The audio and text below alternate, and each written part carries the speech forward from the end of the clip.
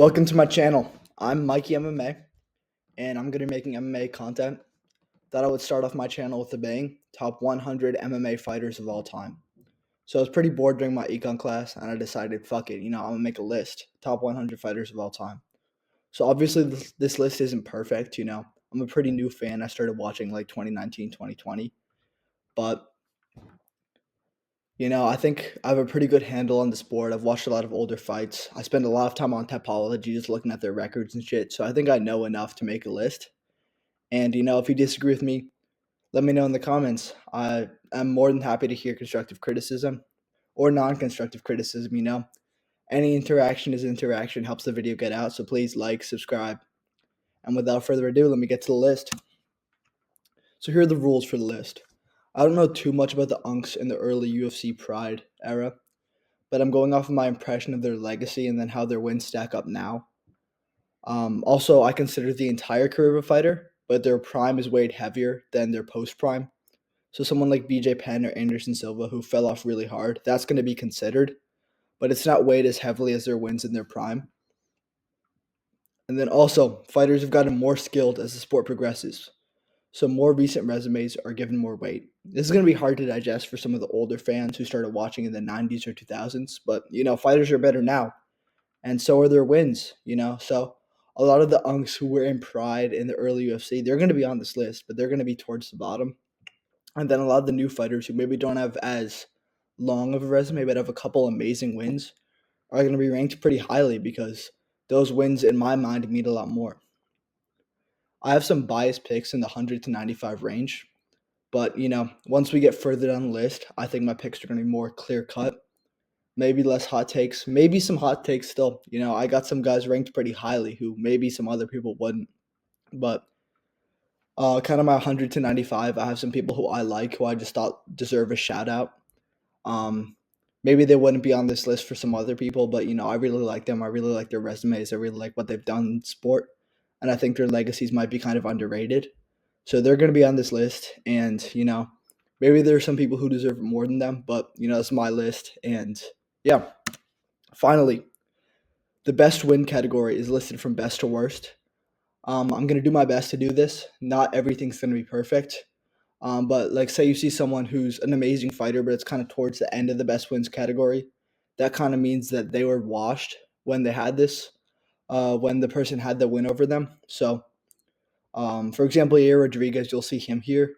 He's got a win over BJ Penn, but, BJ Penn was really fucking washed by the end of his career, so that win doesn't mean as much as some of his other wins do. Here are my honorable mentions. I got Brian Ortega, Igor Vovchanchin, Alistair Overeem, Kazushi Sakuraba, Mark Kerr, Marlon Moraes, John Lineker, Michael Chandler, and Cyril Gane. So the one that might kind of pop out to people is John Lineker. That might be a bit of a hot take, but, he was a really dominant champion and won, and did Bibiano Fernandez's amazing win streak. And he's got some pretty good wins in the UFC as well. And also he's got a split decision loss to Corey Sandhagen, which in my mind is pretty fucking crazy because Corey Sandhagen's a really good fighter. Fighters number 100 and Phil DeFries and Josh Emmett. So I have a tie here. Maybe some of the other guys could go ahead of them. Like, probably Kazushi Sakuraba deserves a spot. But, I really like DeFries. I really like Josh Emmett. And I thought they deserve a special shout out. So I put them here. I'll start with Josh Emmett. He's got a record of 19-4. And my reasoning for him being on this list is that he's got a really good UFC resume and one of the best highlight reels of all time. Like, this guy was on I think like a 9-fight streak where every single fight he had a knockdown. Ended with Calvin Kattar, but he still beat him in that fight. I thought it was 49-46 personally. I didn't think that fight was a robbery. But again, I'm biased. Josh Emmett's one of my favorite fighters.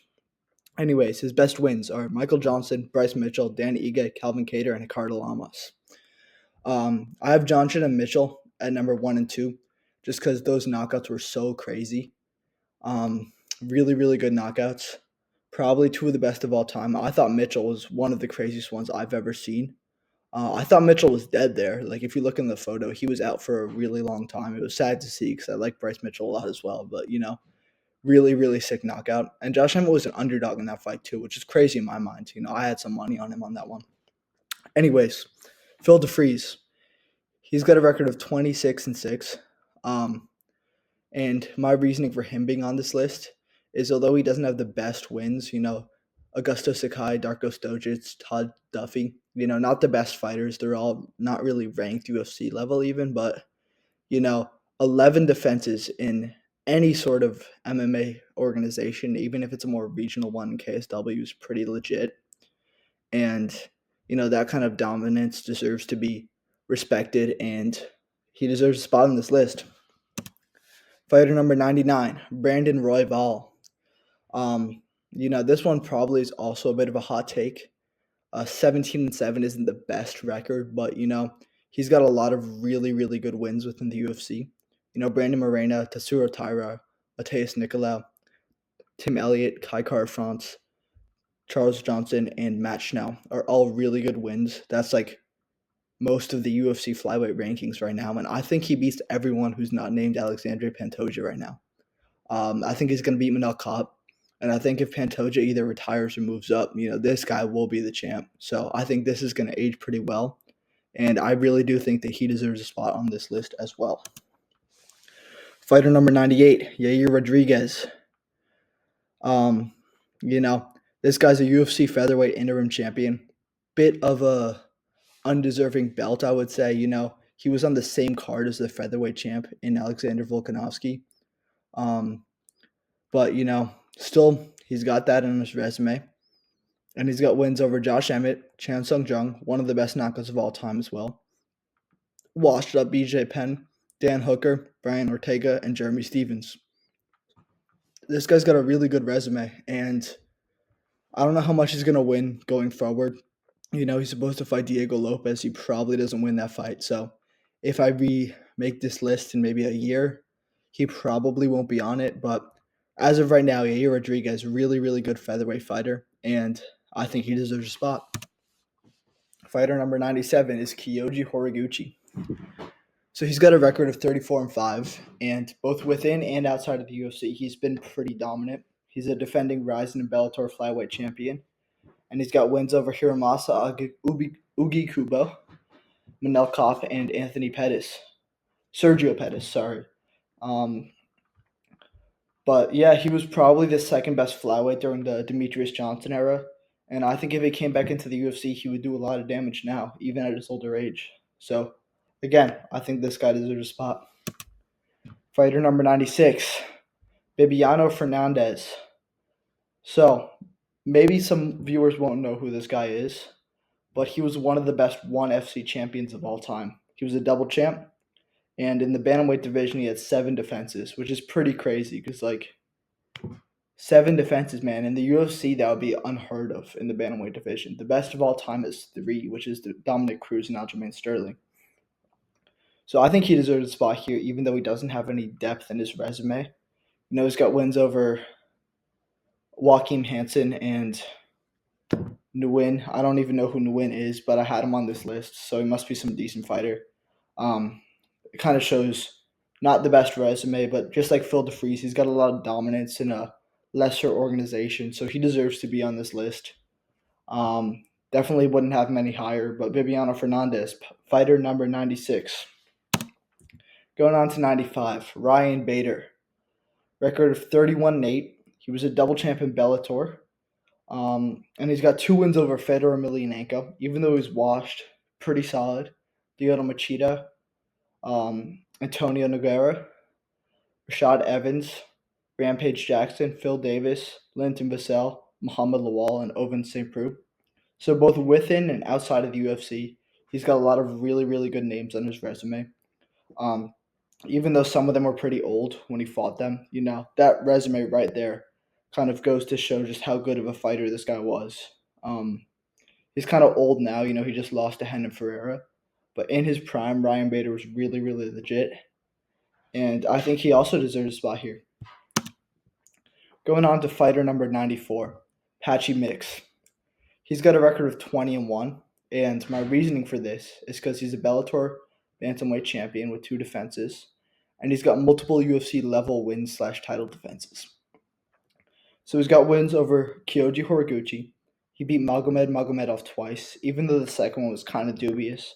I personally scored it for him. I wouldn't hate if you scored it for Magomedov, but he's already beat him by guillotine choke, and he would probably win in the trilogy. He's also got a win over Sergio Pettis, and then he got a really good flying knee knockout of Rafael Stotts, which is very impressive because Stotts is really good as well. He could be an honorable mention on this list. I would love to see Patchy Mix fight in the UFC. I think he would probably do a lot of damage there. I don't think he would beat Marab, but I think he would beat a lot of guys in that division. And hopefully by the time he retires, we get to see him fight in the UFC at least a couple times. Especially because he doesn't seem to be super satisfied with the PFL, which, you know, could work out well for us fans because we'd get to see him in the UFC. So here's to hoping 2025 Patchy Mix. Fighter number 93, Uriah Faber. Future BFL bantamweight champion, GFL. Sorry. I just watched the draft. Probably drop a video on that in the coming days. Um, got a lot of things to say about that. So you have that to look forward to. Now he's got a record of 35-11, which isn't the best record, but that doesn't really show just how good this guy was in his prime. So he's the WSC bantamweight champion with 5 title defenses, and I think he's one of the best UFC fighters to never win the belts as well. So he got a win over Dominic Cruz when he was younger, as well as Takeo Mizugaki, 2 wins over Jens Pulver, 1 win over Eddie Wineland, and a win over Rafael Assunção. So if you just look at that list, that's really, really impressive. Dominic Cruz, one of the best bantamweights of all time. Yeah, he was really young when Uriah Faber beat him, and he avenged that loss, but even still, any win over Dominic Cruz is very respectable. And when this guy was WEC champ, he was one of the best. So, got him on the list. Maybe he'll move up if he dominates in GFL. Probably not, because the bantamweight division kind of sucks. But yeah, Uriah Faber, easy number 93.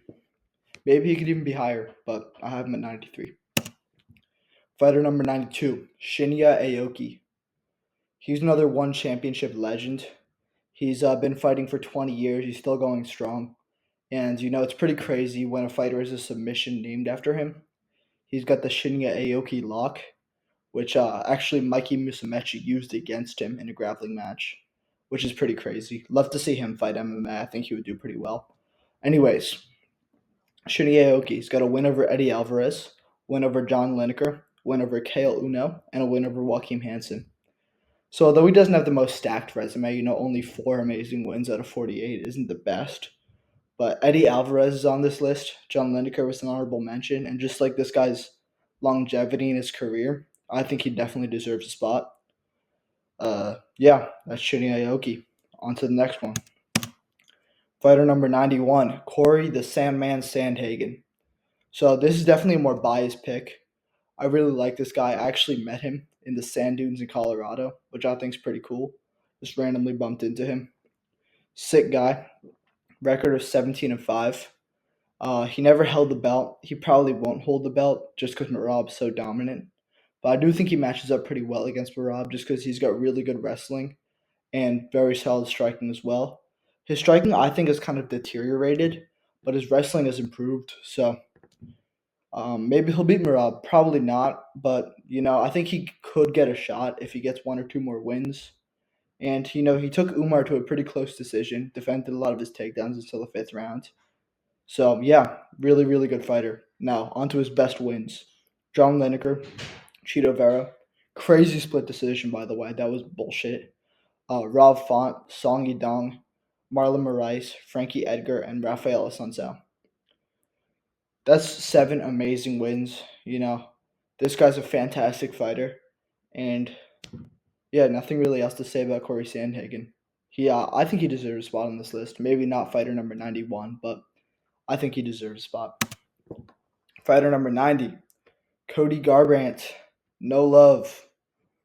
So he's got one amazing win, which is Dominic Cruz. Other than that, he doesn't have the best resume. He's had a lot of losses recently, and his wins haven't been the best. But that Dominic Cruz win gets him on this list, I think, because it was just so good. Such a masterpiece. And, he kind of beat this seemingly unbeatable fighter pretty dominantly as well. So, Dominic Cody Garbrandt. I think deserves a spot, even though he kind of fell off. But yeah, fighter number 90, Cody Garbrandt. Fighter number 89, Don Fry.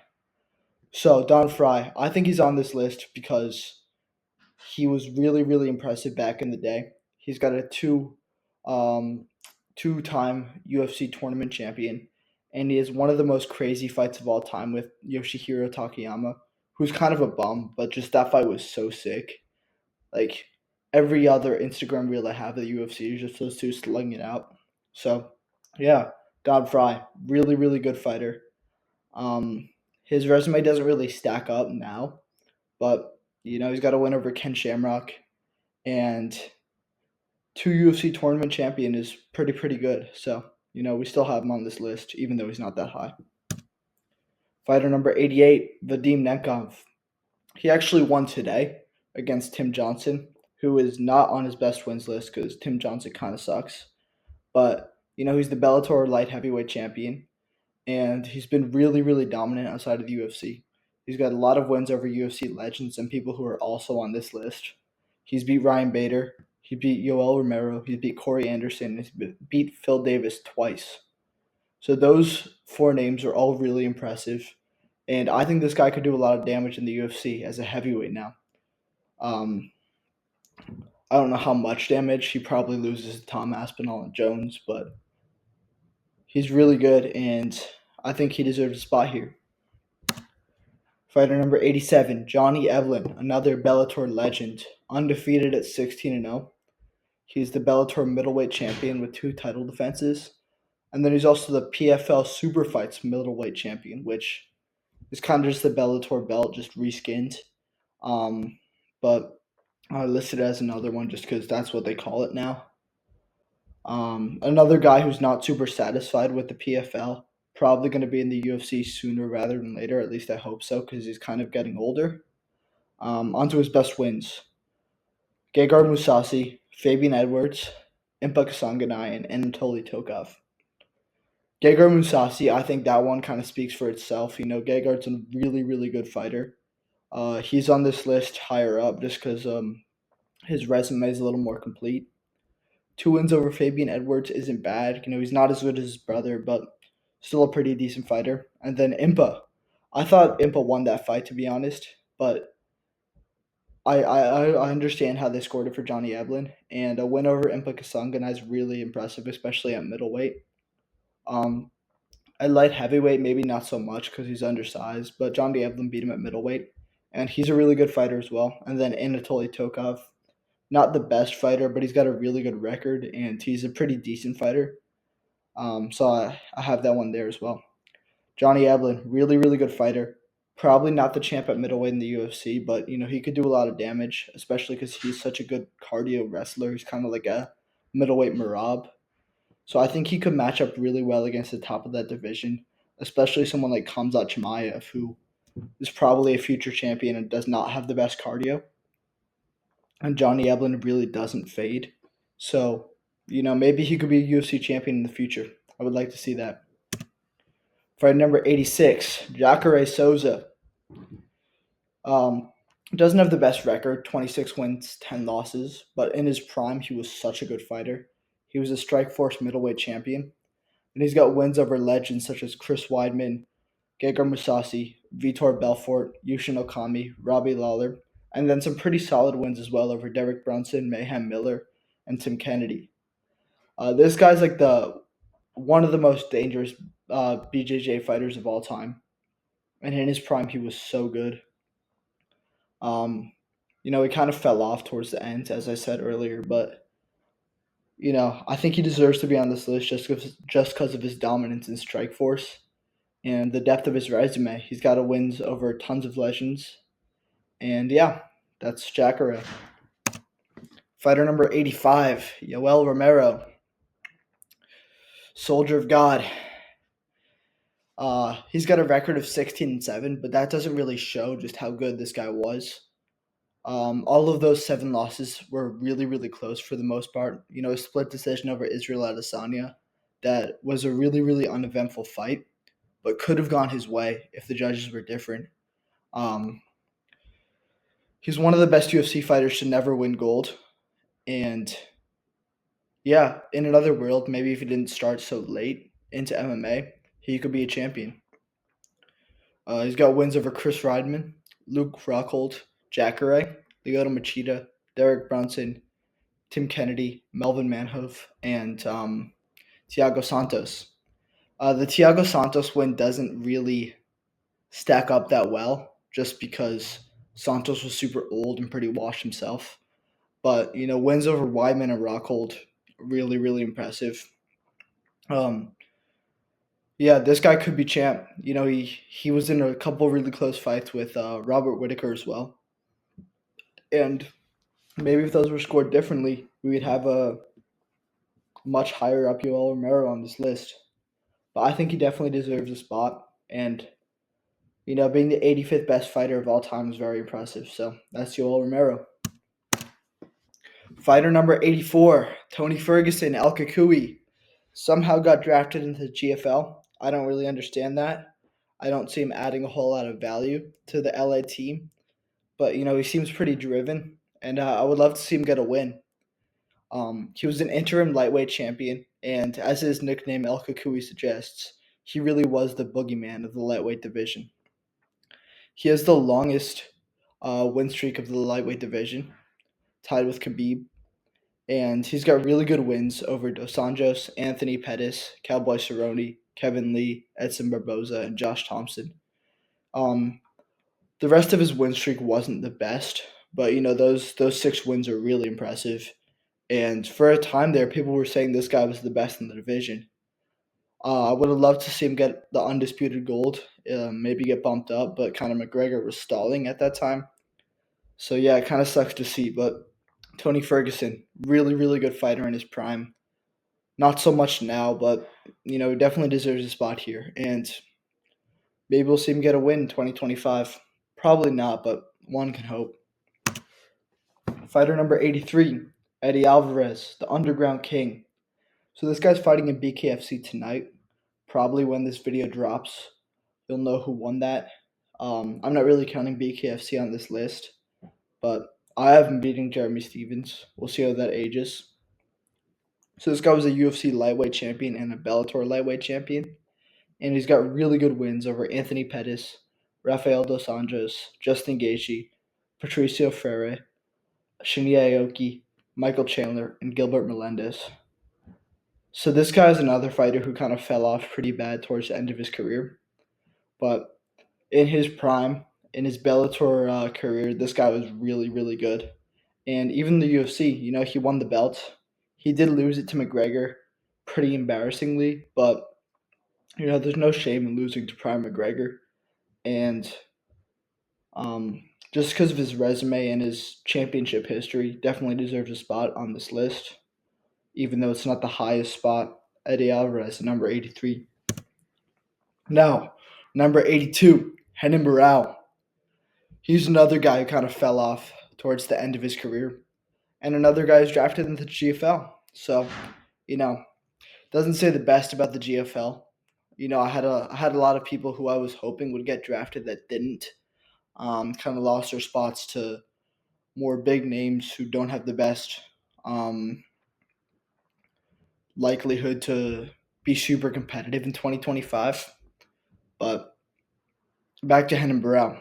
Got a record of 34-10. And he's got 2 wins over Uriah Faber and a win over Eddie Wineland. So back in the day, this guy had a crazy, crazy win streak. He was like 30-1 or some wild shit. And he was a UFC bantamweight champion. Never really got to fight Dominic Cruz, which is kind of sad because in both of their primes, that would have been a pretty sick fight. But when he was in his prime, he was pretty much unbeatable. And he was a really big favorite to beat TJ Dillashaw. He lost that fight, obviously, but, Renan Barão was a really, really good fighter in his prime. And although he doesn't have the best resume, nor does he have the best later career, he's on this list because of his win streak and just how dominant he was in his prime. Fighter number 81 is Nick Diaz. He's got a record of 26-10. Another fighter who kind of fell off towards the end of his career. He's kind of not in the best state right now. He pulled out of the Vicente Luque fight. Um, I saw a video of him, maybe him, someone who looked like him, who was pretty high, just kind of wandering around, and it was pretty sad to see because this guy was so good in his prime. He's got wins over Robbie Lawler, B.J. Penn, um, Max Sakurai, Paul Daly, Gleison Tebow. He's a really, really good fighter. Um, and in Strikeforce, he was a legend. And what's kind of sad to say about Nick Diaz is he lost out on a lot of his prime because he tested positive for marijuana, which in this day and age isn't really a big deal, but back then it was. So it sucks to see that this guy lost out in some of his best years because of that. He might be higher up if he got to fight then. But yeah, Nick Diaz. Fighter number 80, Sean Strickland. So initially when I made this list, I had him a bit higher up. I had him at, I think, around 60. And then when I was revising it and I was going over his record, he doesn't have the best wins at middleweight. He's got wins over Adesanya, Costa, Imavov, Uriah Hall. He's also got a win over Jack Hermanson, but that was not the most impressive of fights. Um, but yeah, his win over Israel Adesanya, I think, gets him on this list because he just really shut him out. Um, that was one of my favorite fights to watch, actually, just because I'm a really big Sean Strickland fan. I'm also a pretty big Israel Adesanya hater, just because of how boring he's been recently. Um, yeah, that's Sean Strickland. I don't really have too much else to say about him. UFC middleweight champion, Teep Merchant, pretty boring fighter, but he's got a pretty decent resume, I would say. Not the best, but yeah, he's gonna fight Dricus again. I think Dricus is gonna run through him, but Sean Strickland. Fighter number 79, Carlos Condit. He was a WEC welterweight champion and also a UFC interim welterweight champion. He beat Nick Diaz. He beat Rory McDonald, Dan Hardy, Dong Hyun Kim, Jake Ellenberger, and Matt Brown. In his prime, this man was dangerous. Really, really good high kick. He rocked George St. Pierre in their fight, which is pretty impressive. And yeah, like this guy never won UFC undisputed gold, but he was really, really good. Great resume. Very solid fighter. Another guy who towards the end of his career kind of fell off. That's a bit of a trend in like the 80s and 70s on this list. And even towards the higher part, it's kind of sad to see, but a lot of UFC fighters don't really know when to retire.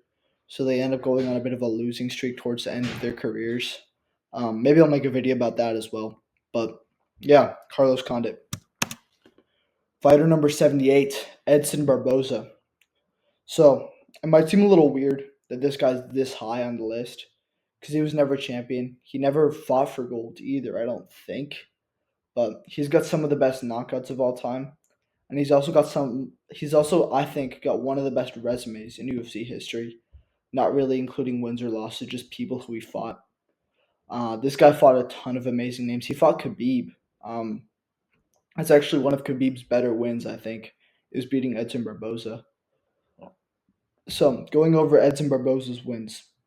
Anthony Pettis, Dan Hooker, Gilbert Melendez, Benil Dariush, Terry Edom, Bobby Green, and King Green, sorry. Now he's King Green, and Shane Burgos.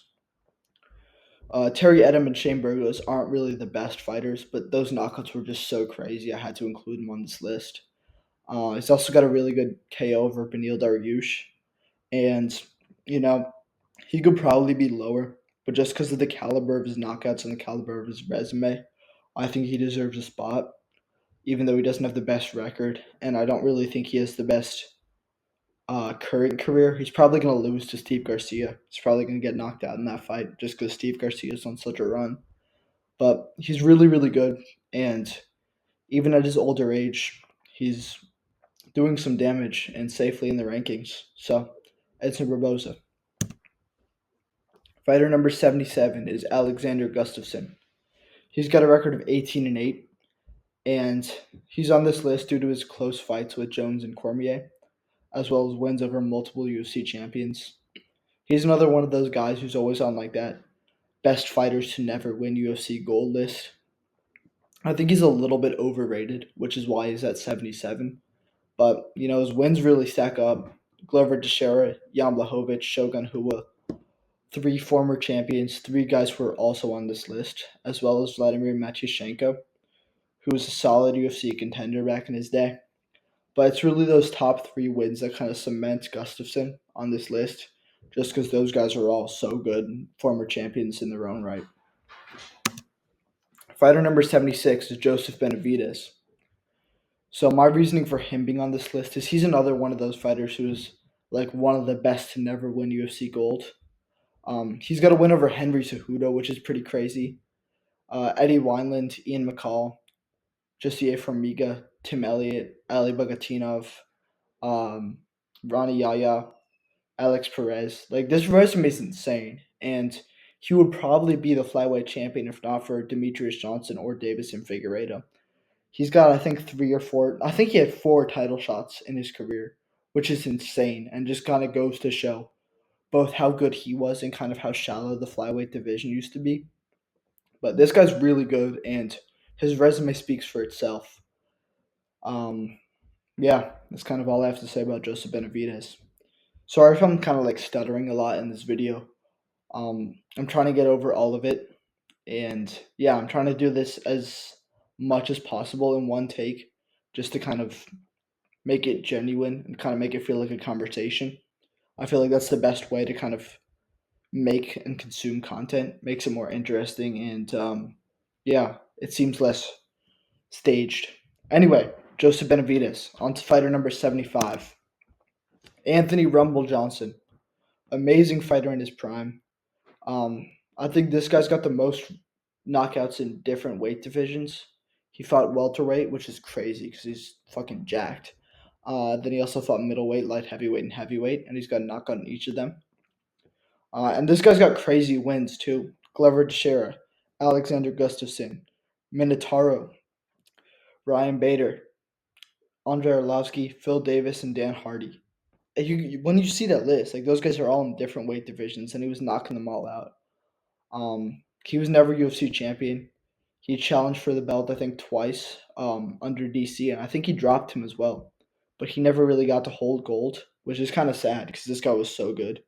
But he definitely deserves to be on this list due to how good his resume was. Yeah, that's all there really is to say about Rumble. But amazing fighter, deserving on this list. Fighter number 74, Frank Shamrock. I think he was the better of the Shamrock brothers. He was a five-time UFC light heavyweight champion. He defended the belt four times. And then additionally, he was a WEC champion and a Strikeforce champion. So the one knock on this guy is he does not have the best resume. It's kind of a trend in the older fighters. They defended the belt a lot, but it wasn't towards the most deserving contenders per se. But he's got a win over Tito Ortiz, which is really impressive because in his prime, Tito Ortiz was an excellent fighter and a really good champion as well. He's on this list. So yeah, Frank Shamrock, fighter number 74. Fighter number 73, Anthony Showtime Pettis. He's another GFL guy, which is yeah. I'll probably stop talking about that as much in this video and kind of make my own video about that. The draft was yesterday, and as I said earlier, not the best draft of all time. Kind of disappointing, but I had a good time watching it, and I'll definitely talk about that. Anyways, back to Anthony Pettis. He was a UFC lightweight champion with one defense, as well as a WEC lightweight champion. He's another guy who had a really, really good resume in his prime, seemed unbeatable, and then he fell off really hard. Recently, he's lost twice to Stevie Ray, who's not the best fighter.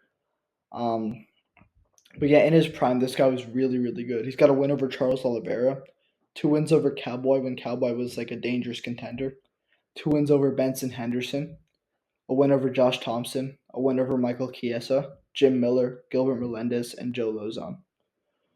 So in his prime, this guy had an amazing resume. Really, really good highlights as well. That Showtime kick is legendary. One of the coolest most creative strikes in the UFC. I think it was in the WBC, but one of the most creative strikes in MMA, I would say. Um, Either way, Anthony Pettis had an amazing resume, and yeah, that's kind of all there is to say about him.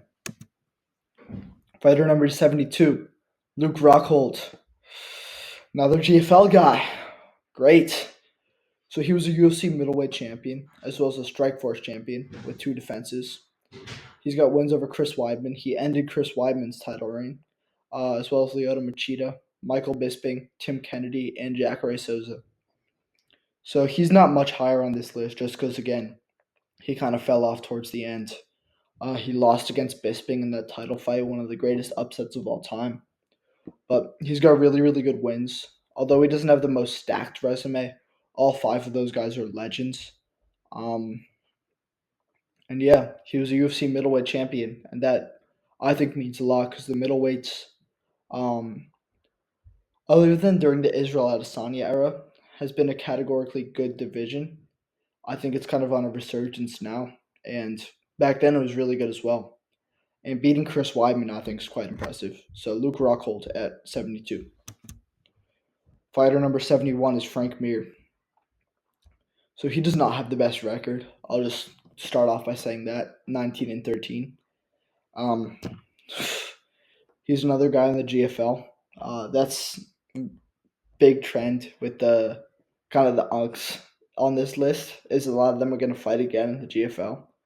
I don't really know how to feel about that, but yeah, he was a 2-time UFC heavyweight champion, and he's got a lot of really good wins. Um, Roy Nelson twice, Minotauro Nogueira also twice. He beat Mirko Krokop. He beat Brock Lesnar, even though he was kind of getting his ass beat in the beginning of that fight.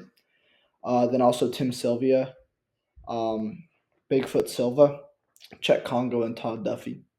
So, although he has a lot of losses, all of his wins are to really good quality, and he was a really good champion back in his day. Not going to do well in the GFL, but back in the day, this guy was amazing.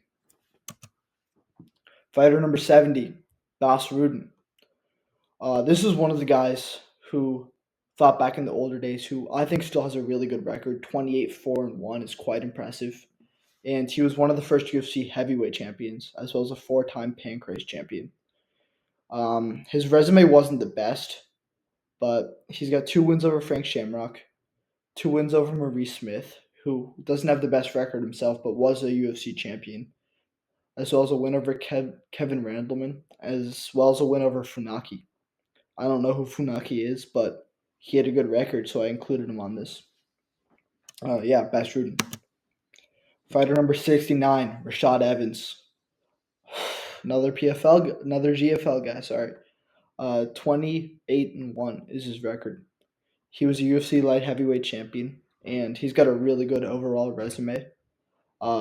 Stephen Bonner, I don't know why he's at the top, but Michael Bisping, Chuck Liddell, Forrest Griffin, Bigfoot Silva, Rampage Jackson, Tito Ortiz, Phil Davis, Dan Henderson, and Chael Sonnen. Like, those guys are all amazing, and although he has a lot of losses, his resume is really impressive, and he was a UFC light heavyweight champion. So I think he's one of those older guys whose resume stacks up even now. So yeah, a deserving spot on this list for sure. Fighter number 68 is Sean O'Malley. So this guy's one of those modern fighters who doesn't have the most stacked resume, but his wins really mean a lot, I think.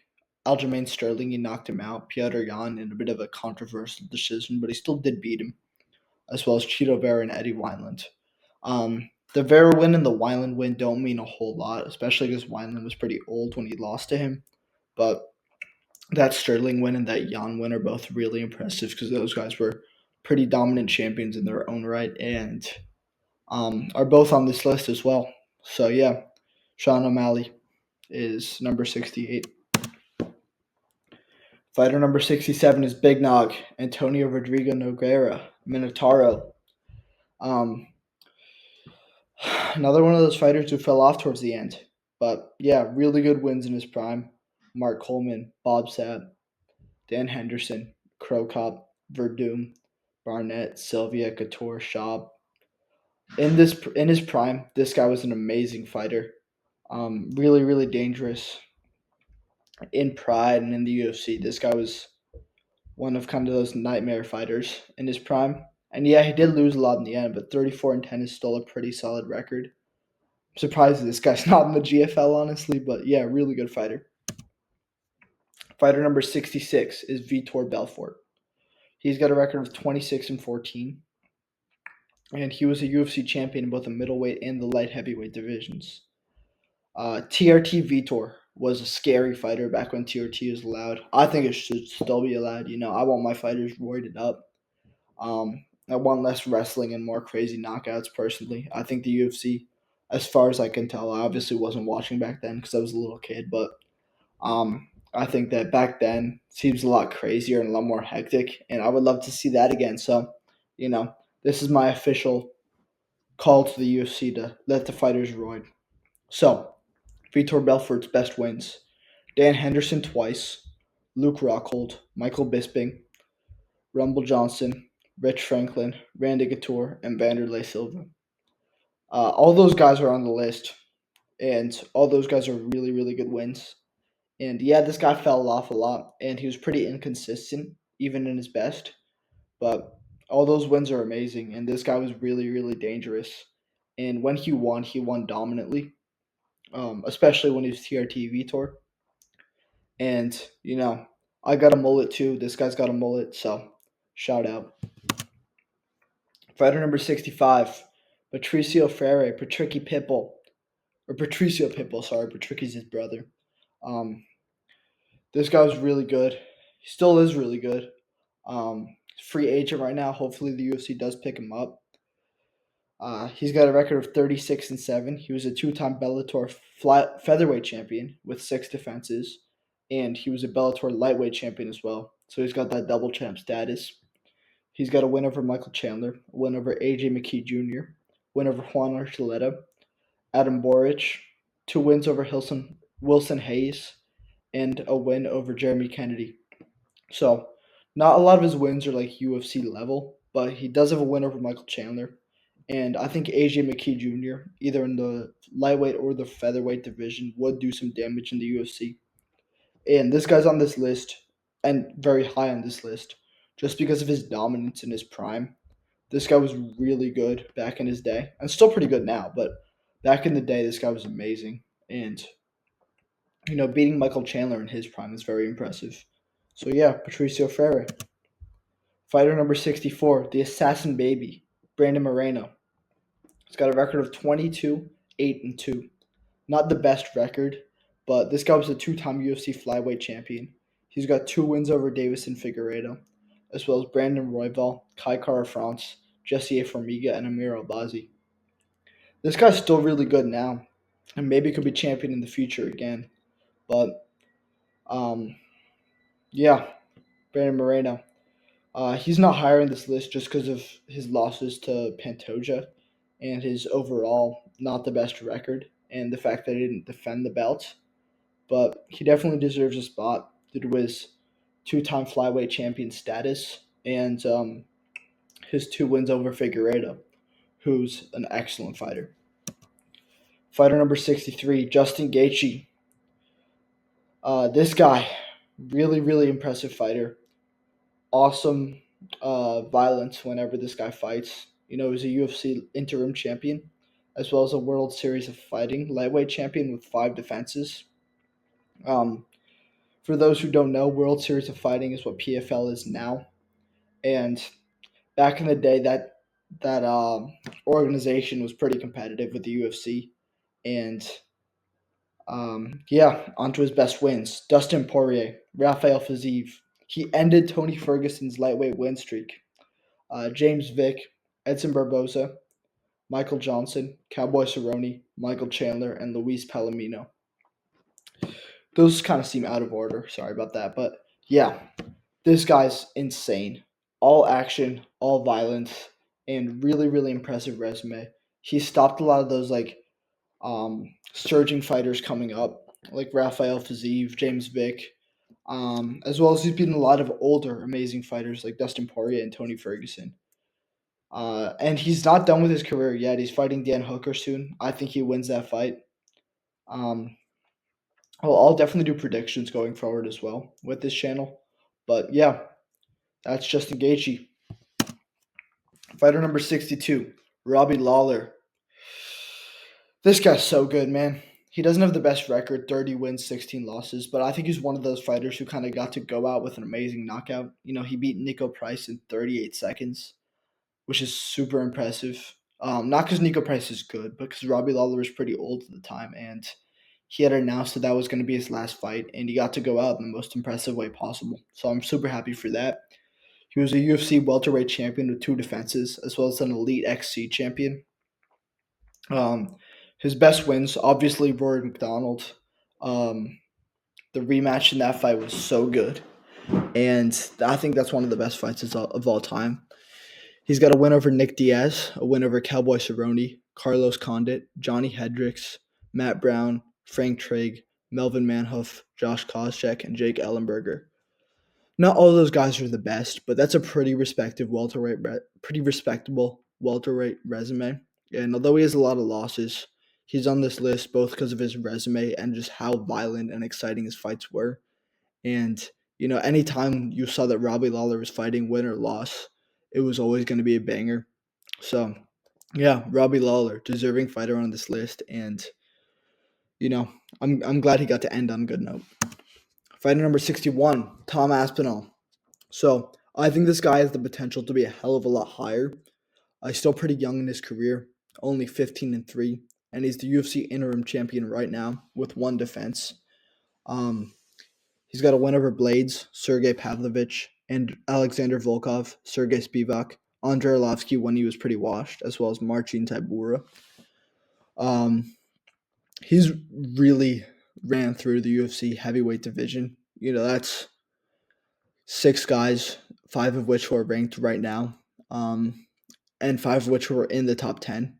He's pretty much cleared out the division. I would love to see him fight Gane. I would love to see him fight Jones, but realistically, Jones isn't going to fight him, and I think Cyril Gane's going to lose to Jilton if they fight. So maybe he won't fight those two, but Tom Aspinall. Yeah, I do think if he beats John Jones, he's top 20 of all time. I'll just go ahead and say that.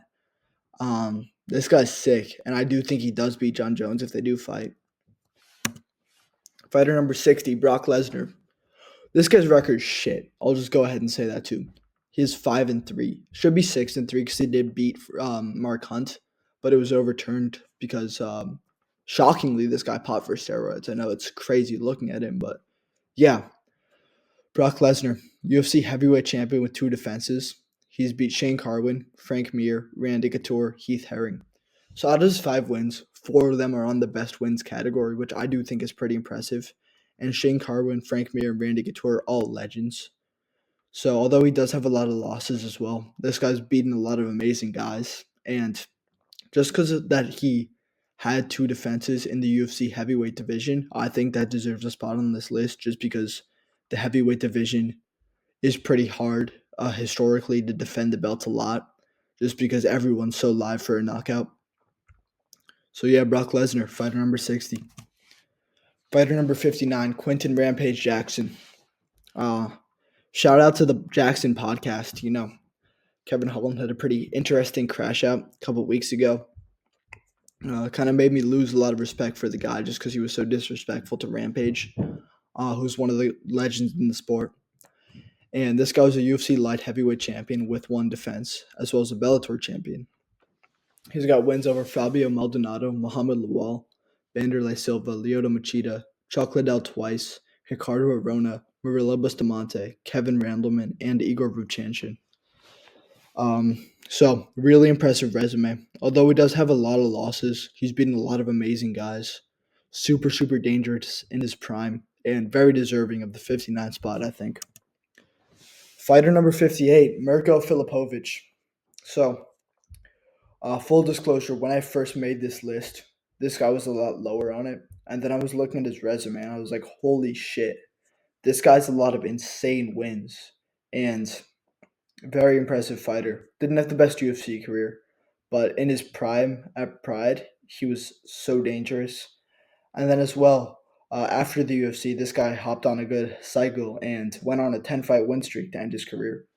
So, Mirko Filipovic, his best wins: Kazushi Sakuraba, Igor Vovchanchin, Mark Coleman, Josh Barnett 3 times, Kevin Randleman, Vanderlei Silva, Pat Barry, Muhammad Lawal, and Roy Nelson.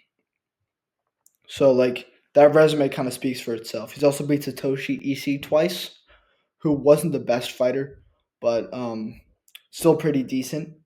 And then those names, obviously, in his resume kind of elevate him to this spot, just because although he wasn't the best in the UFC, he was really, really impressive in his prime, and definitely a deserving fighter on this list, I think. Fighter number 58 is Lyoto Machida. This guy, man, the Machida era didn't last long, but really good fighter. UFC light heavyweight champion with one defense. That one defense, I will say, kind of controversial. A lot of people thought that Shogun Rua won it, but beating Shogun Rua was very impressive. It's why it's number one on this list. He beat BJ Penn, which I think is pretty crazy because BJ Penn's so much smaller than him, but that goes to show just how much of a badass Penn was. He also beat Tito Ortiz, Sokju, Evans, Randy Couture, Ryan Bader, Dan Henderson, Gegard Mousasi, Vitor Belfort, and Chael Sonnen.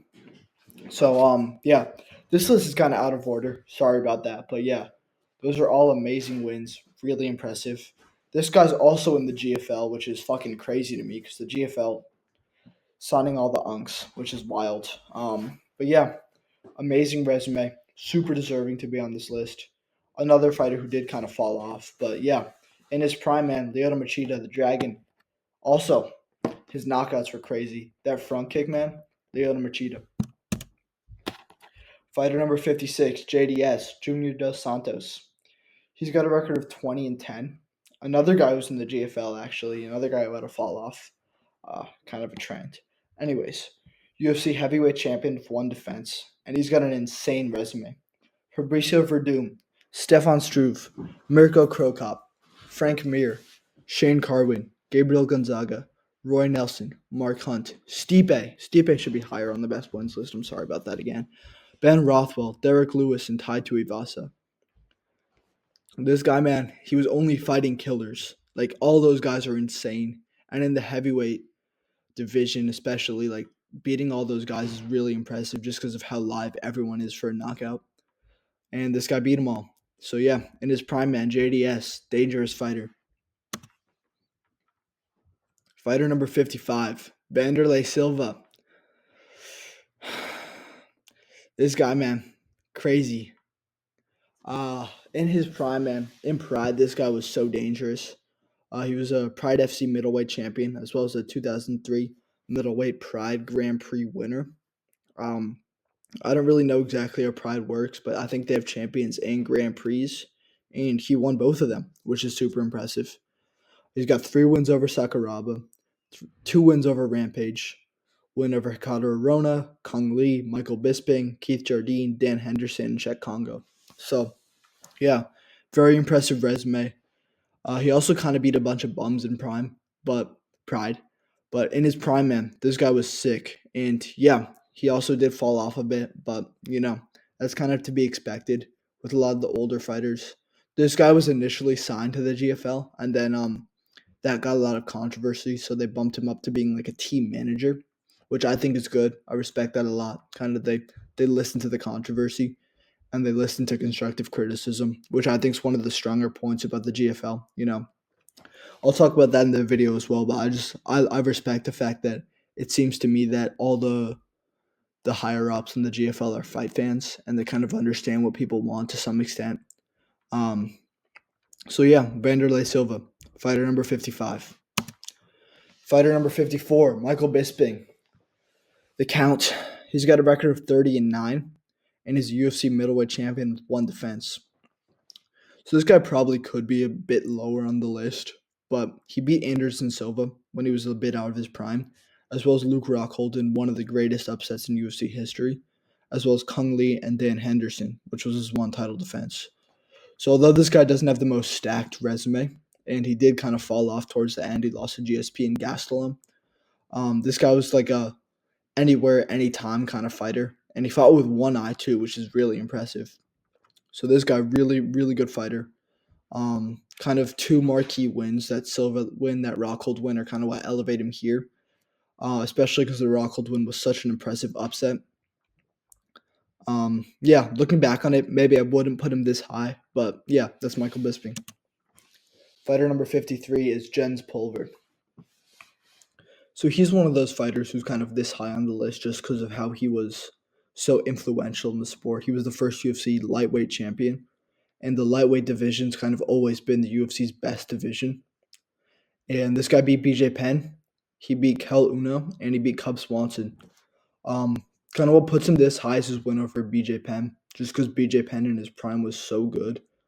Um, so yeah, Jens Pulver, another guy who might, in a future iteration of this list, kind of be a bit lower on the list, but still really good, still a pretty solid fighter, and I think he's deserving of being on the list at least.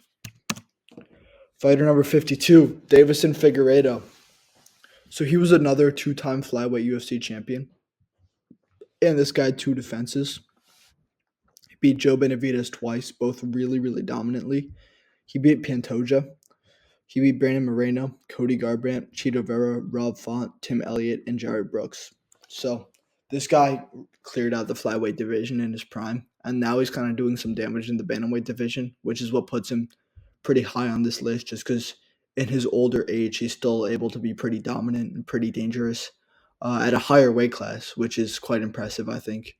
As well as the fact that he was a two-time flyweight champion. Very solid resume. A lot of respect for this guy. Super sick fighter. Anyways, fighter number 51, Piotr Jan. This guy, man, if not for a couple split decisions, this guy would be like top 20. You know what I mean? Like, this guy was insane, and he kind of has pretty shit luck in the UFC. But even still, he's got a win over Jose Aldo, Corey Sandhagen, Davison Figueiredo, Yadong Song, Uriah Faber, John Dodson, Jimmy Rivera. He's got an amazing bantamweight resume, and he's still fighting, and he's still in his prime, so he's got a lot of potential to move up on this list. If not for Marab, if not for Sterling, this guy would be like a multiple-time UFC bantamweight champion. And yeah, it really sucks that he threw that illegal knee, because that kind of spiraled his career in a bad way, but it's good to see him kind of having a resurgence and continuing to be dominant in the division and kind of paving his way towards the belt. So yeah, that's Piotr Jan. Fighter number 50, Fabricio Verdum, UFC heavyweight champion. And then also this guy's the guy that ended Fedor's streak. Fedor was on like a 26 fight win streak. Super, super dominant. Everyone's nightmare fighter. But Verdum ended that. And that's super impressive in my mind. Yeah, he's got a win over Travis Brown, got a win over Fedor, got a win over Gustafsson, Tybura, Velasquez, Hunt, Minotauro, Roy Nelson, Bigfoot Silva, Gabriel Gonzaga, Alistair Overeem. Like, this guy's insane, and his resume is so good. And yeah, he's got a lot of losses, but those wins just kind of speak for themselves and just show like how dominant this guy was and how dangerous this guy was.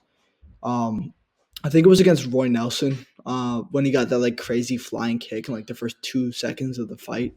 This guy was really dangerous and really like fast moving for a heavyweight. And then he also had sick jiu-jitsu. And yeah, beating Fedor, man, that's just crazy. So, yeah. Fighter number 49, Yuri Prohaska. Let's go for that. This guy just beat Hill, UFC light heavyweight champion, rising heavyweight champion, I think, with one defense. This guy, if not for Pereira, man, he'd still be the champ. So yeah, Glover Teixeira, Jamal Hill, Dominic Reyes, Vadim Nenkov, Volkan Uzdemir, Muhammad Lawal, Fabio Maldonado, CB Dalloway, and Darko Stojic. A bunch of really good wins. He's kind of this high on the list just because not only was he a UFC champion, but every single UFC fight that he's had has been a banger. Every single fight that he's had, someone has won a bonus from it, which is super impressive. Yeah, Another fighter who should be on this list that he beats, Alexander Rakic. Another impressive win of a pretty good guy in the division. Super good fighter, Yuri Prohaska. Fighter number 48, Mark Coleman, the godfather of ground and pound, they call him. So this guy, not only was he a really good UFC champion with 3 defenses, but he also kind of was just a legend, and he is a legend. Like, this guy saved his parents from a burning building. Like, this guy's fucking sick. He's got wins over Don Fry, Igor Vovchanchin, Shogun Hua, Dan Severn, and Stefan Bonner. Not the best record, I will say that.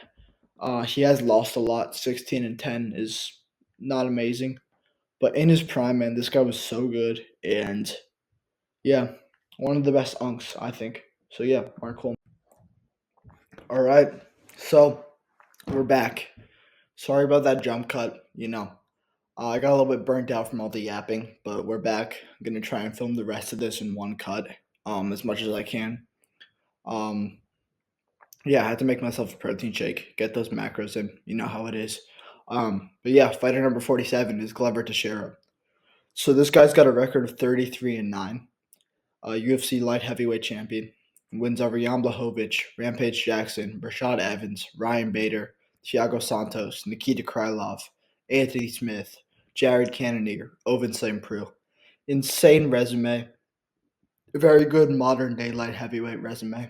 A lot of the guys who he beat are still current contenders, still pretty dangerous in the division, and very impressive. And I think it's sick that this guy won the light heavyweight belt at his age. Super impressive UFC underdog Rocky type story. And, I couldn't think of a more deserving guy to get the belt. And I think it's really good that he did because he probably wouldn't be on this list or at least so high if he never won the belt. Yeah, so I think that's good. It spreads some awareness to his name and really adds to his legacy. Anyways, fighter number 46, RDA. This guy's fucking sick, man. He's got a lot of losses, yeah, but he was a lightweight champion with 1 defense. He's got a win over Anthony Pettis, win over Benson Henderson, Cowboy Cerrone when he was good, Robbie Lawler, Nick Diaz, Neil Magny, Vicente Luque, Kevin Lee, Renato Moicano, Paul Felder. Like, this guy's got an insane resume, and he's still good. He's still beating people. Like, he beat Vicente Luque a couple summers ago when Luque was pretty dangerous. And yeah, it sucks this guy got injured in his most recent fight. But back in his prime, which was a long time ago still, he was a really good lightweight and super impressive guy. Really good resume. The Pettis and Benson Henderson wins kind of speak for themselves insofar as those guys are both former champions. As well as that Cowboy Cerrone 2 wins. Cowboy used to be really, really good. Like, yeah, he's coming back, and he's coming back at like 185 because he hopped on a cycle. But yeah, you know, super impressive resume. Um, fought only killers. Like, he fought Khabib, he fought Fiziev when Fiziev was coming up. And yeah, the fact that he lost a bunch doesn't really take away from the fact that this guy was super, super good. And I think he deserves to be at this 46 spot. All right, fighter number 45, the Huntington Beach bad boy, Tito Ortiz, smartest man in MMA. This guy's a fucking genius, bro. He wants to outlive his kids. He trains 7 days a week. 5 days he trains twice. 3 days he trains once. 1 day he skips. Some bullshit like that. Yeah, just listen to this man speak. Super smart dude. Obviously that's sarcastic, but this guy had a sick resume. He had 5 defenses in the light heavyweight division, which it's pretty crazy, especially now when it's much harder to defend your belt. But like back then, it was still pretty crazy. Um, he beat Shamrock 3 times. I don't remember whether that was Frank or Ken, but one of the Shamrock brothers he did beat 3 times. He beat Vanderlei. He beat Ryan Bader. He beat Vitor Belfort, Forrest Griffin, Evan Tanner, Vladimir Matyushenko, Czech Congo, Stefan Bonner, Chael Sonnen, and Chuck Liddell. So I have Chuck Liddell last because that one was kind of bullshit. Like, they fought in like 2018 when Chuck Liddell was like washed in a CTE merchant. But yeah, even still, like, that's an insane resume. All really good wins. 5 defenses again is fucking insane. he did kind of fall off towards the end, and yeah, he got that Liddell win back. But other than that, he was pretty washed towards the end. But yeah, Tito Ortiz in his prime, fucking sick, um, complete dumbass, but really good fighter. And yeah, that's Tito.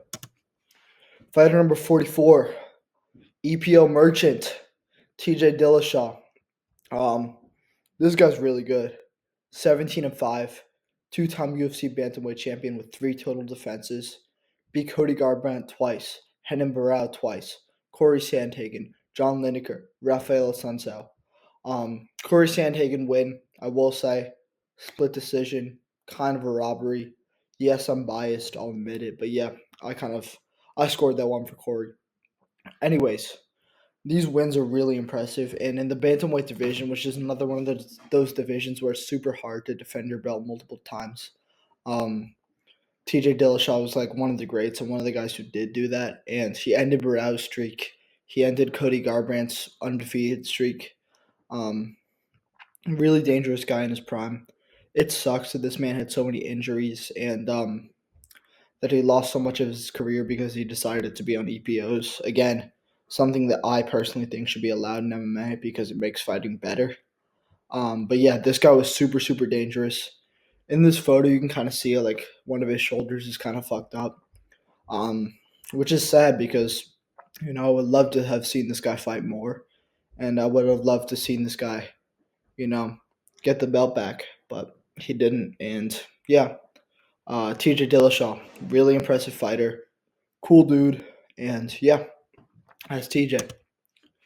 Fighter number 43, Leon Edwards. So, full disclosure, I see this guy going down in the future. I see him losing to JDM. I see him losing another fight. Um, I don't think he's the best fighter in the world, but he's got a really impressive resume. 2 wins over Usman is insane.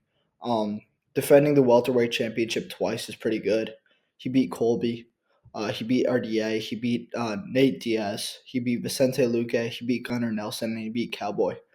Cowboy is kind of washed when he beat him, but like still, that win still does kind of mean something. And those 2 Usman wins are kind of what puts him so high on this list because he ended Kamaru Usman's 15-fight win streak, which is the second longest in the UFC as of right now. And it's kind of insane the fact that he ended that with a head kick, especially because Leon Edwards is pretty much a decision merchant. Um, but yeah, those 2 wins over Usman and the win over Covington's what gets him so high, because those guys are both really good, and yeah, especially Usman. So yeah, Leon Edwards. Don't think he should be any higher. Maybe he should be a bit lower. But yeah, that's where I have him. Fighter number 42, BJ Penn. So this guy, some unks have him top 10. Like some people say this guy's the lightweight goat. I strongly disagree with that.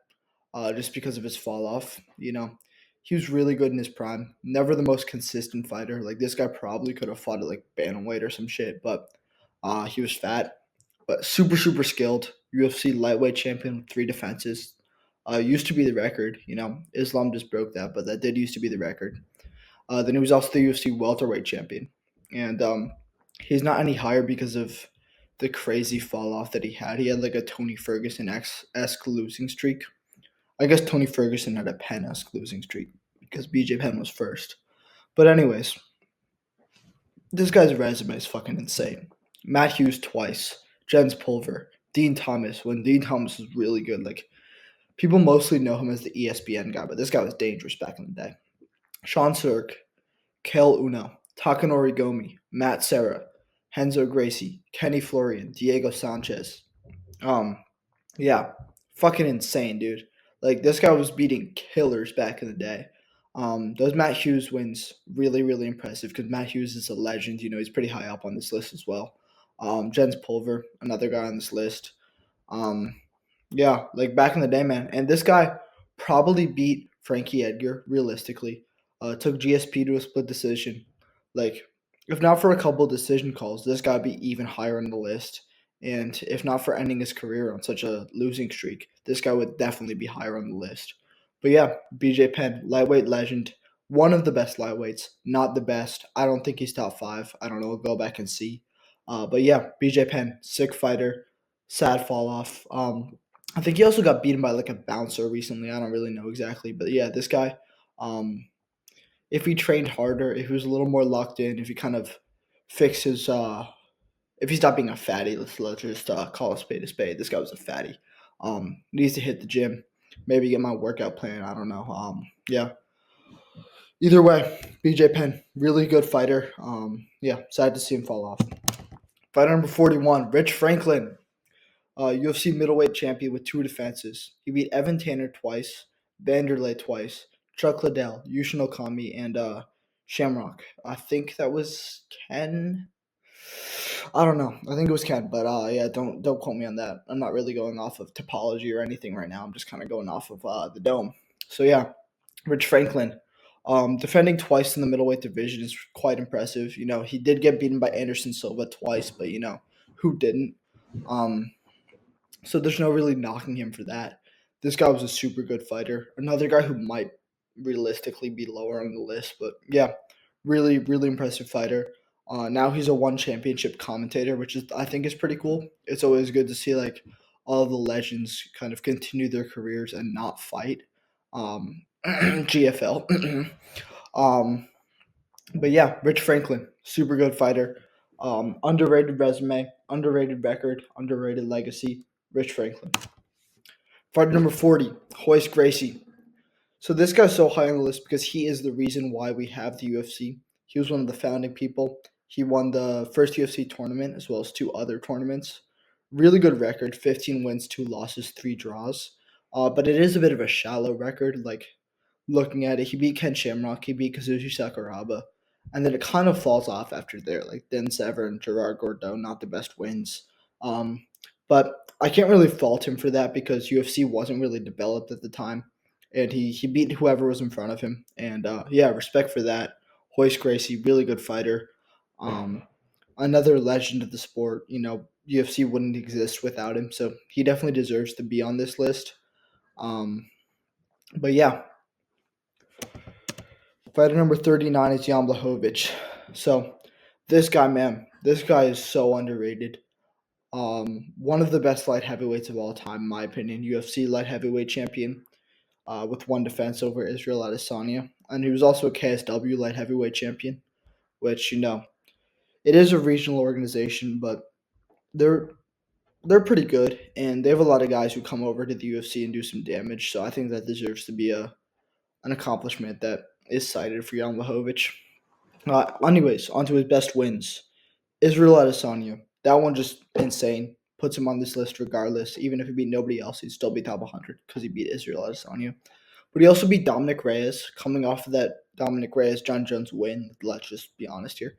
Um, Luke Rockhold, Jacare, Corey Anderson, Nikita Krylov, Jared Cannonier, Jimmy Manoa, and Sokoju. So yeah, really good wins. Very impressive fighter, and yeah, that Israel Adesanya win, man. Adesanya was undefeated. This guy took Adesanya's O. Like this guy's fucking sick, and I think he's gonna beat Carlos Ulberg. I think he probably is gonna get another title shot, and I don't think he can beat Pereira. But you know, if Pereira does decide to leave the division, like fight Tom Aspinall, some shit, I don't really know. Um, this guy could take the belt again. Like he's still good. Yeah, he's kind of old, but he's still really, really good. And yeah, Jan Blachowicz. Hopefully he does win. Hopefully he continues on his legacy, and hopefully he moves up higher on this list because you know I'm a big fan of the guy. Super cool dude. Fighter number 38, Tyron Woodley, GFL #1 draft pick. Fuck me, man. 40-year-old Tyron getting picked #1. Insane. Wow. But he was the UFC welterweight champion with 4 title defenses. That's the third best of all time after GSP and Hughes. 19-7-1 record, and yeah, before Usman beat him, he was 19-3, which is very, very good. He's got really good wins over Lawler, Condit, Wonderboy, Damian Maya, Josh Koscheck, Paul Daly, Kelvin Gastelum, Darren Till. And, you know, when he beat Darren Till was like that undefeated kid coming up from Liverpool. Yeah, it's last because Till kind of sucks now, but like, yeah, very impressive. Took the belt off of Lawler, um, who himself was really good fighter. You know, he's on this list. I did talk about him, as well as Carlos Condit, who's also on this list. In his prime, man, Tyron Woodley was really, really good, and yeah, he fell off, and yeah, he's probably not going to win GFL, but you know, super good fighter. Terrible rapper, terrible boxer, but really, really good MMA fighter in his prime. Dan Henderson, fighter number 37. This guy has such an underrated resume. Just look over his accomplishments. Strikeforce champion, Pride FC champion, Pride middleweight Grand Prix winner, UFC tournament champion. And then he's got wins over Fedor, Shogun, Minotauro, Michael Bisping, Rich Franklin, Vitor Belfort, Hinato Sobral, Murilo Bustamante. I think that's Henzo Gracie, may have been Hoyce. Uh, Fuck me, I don't know. Husamar Palhares, Hector Lombard. Um, this guy's got an insane resume, like one of the best of all time. And insane highlight reels as well. Like that win over Michael Bisping, fucking legit. He might have even beaten Michael Bisping in that rematch. Like some people score for him, so he, for all intents and purposes, could be a UFC middleweight champion as well if the judges saw things differently. But either way, like it doesn't even matter. Just look at that resume. Like that's fucking sick. Like Fedor, man, Shogun Hua twice. Bustamante is a former middleweight champion. You beat him twice as well. Minotauro, who's a heavyweight. Like this guy's just really, really good. So, yeah, I think a very deserving fighter for the 37 spot. Um, some people could have him higher. Some of those unks who value the older people over the newer people. And I wouldn't hate it. Like he's one of those guys who I very much could have put higher. Crazily enough, I had him at like 90 in the beginning, and then I just looked over his resume. I was like, holy shit, this guy's not the 90th best fighter of all time. So yeah, maybe if I learn a little bit more about the sport, watch some more older fights, I'll have him even higher in a further iteration of this list. Um, if I do a further iteration, depends. We'll see. But yeah, Dan Henderson, really impressive fighter, really deserving of this spot. Um, couldn't think of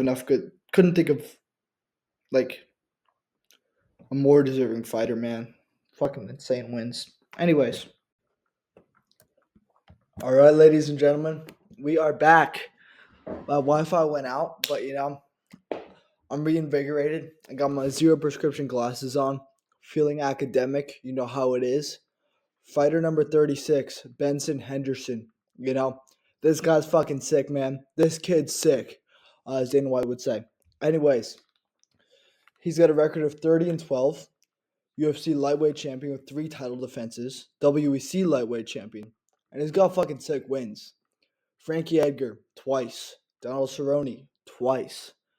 Patricio Freire, that's Pitbull. He's the one on the list. He actually lost to the brother, Patricky. Crazy. Patricky kind of sucks. Patricio's great. Whatever.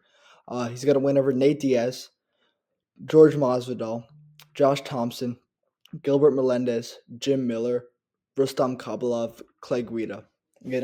This man's legacy is pretty legit. He's got the second most lightweight defenses of all time. Really good wins. Frankie Edgar's an amazing lightweight. Donald Cerrone in his prime was pretty scary. Pitbull is another amazing fighter. It's pretty interesting to me that this guy came over to Bellator when Bellator was pretty good. But he never won the belt. But he did win the UFC belt, so I don't know. Says something about the competitiveness of Bellator at the time and kind of lends credences to Michael Chandler and Patricio Pitbull's career. So yeah, Benson Henderson, fighter number 36. Gegard Mousasi, Bellator legend, 2-time Bellator middleweight champion, 2-time Dream light heavyweight and middleweight champion, Strikeforce middleweight champion.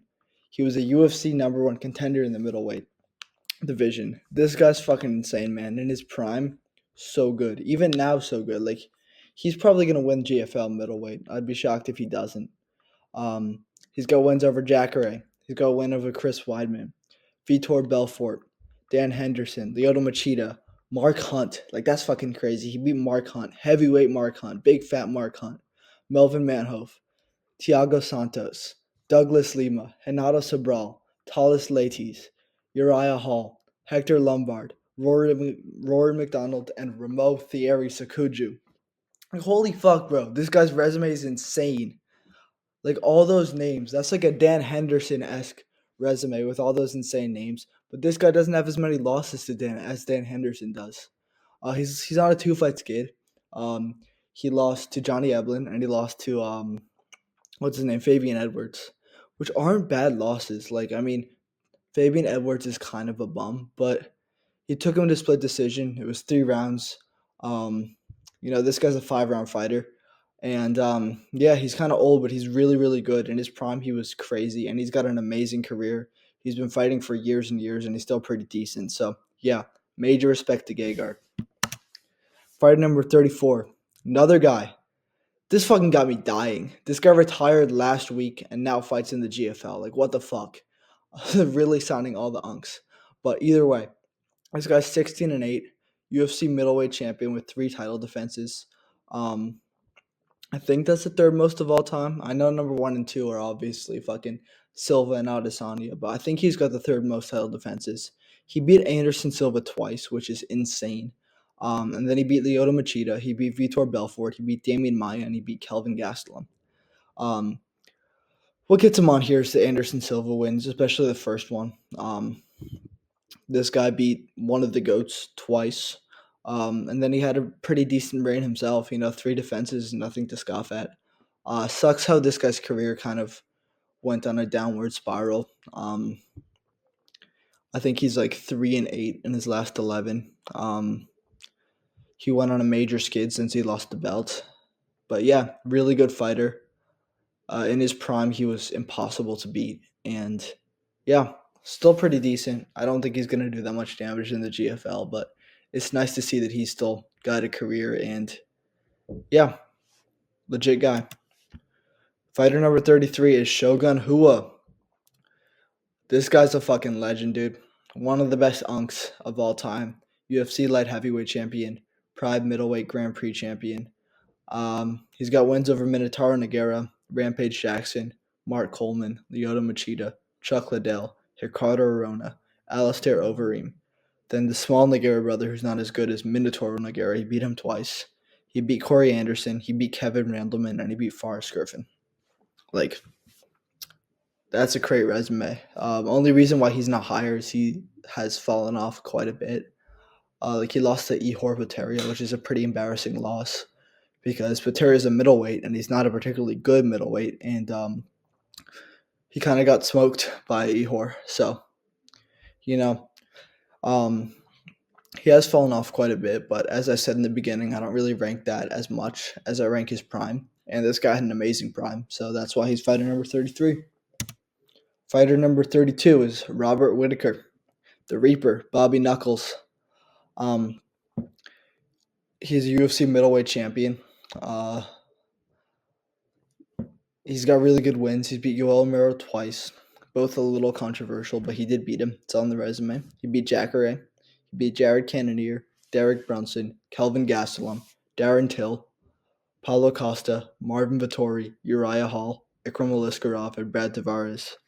So while my Wi-Fi was out, I actually learned that Ikram Aliskerov's fight's been canceled, so that's kind of sad. But yeah, Robert Whitaker's got a really good resume.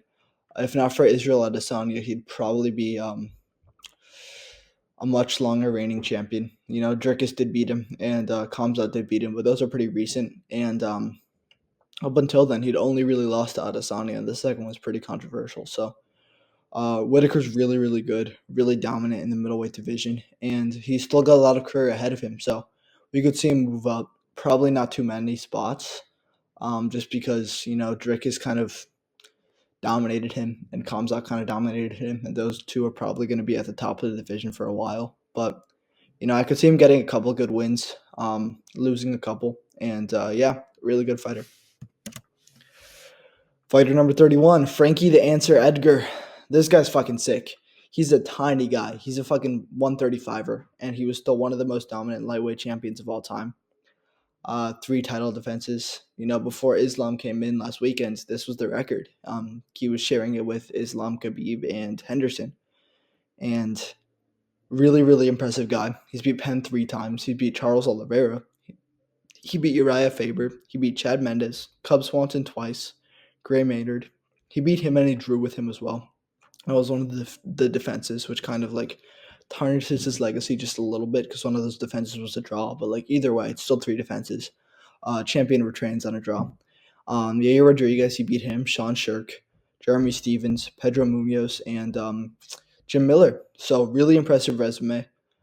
He's beat really good names, as you can tell by by this list in 155, 145, and 135.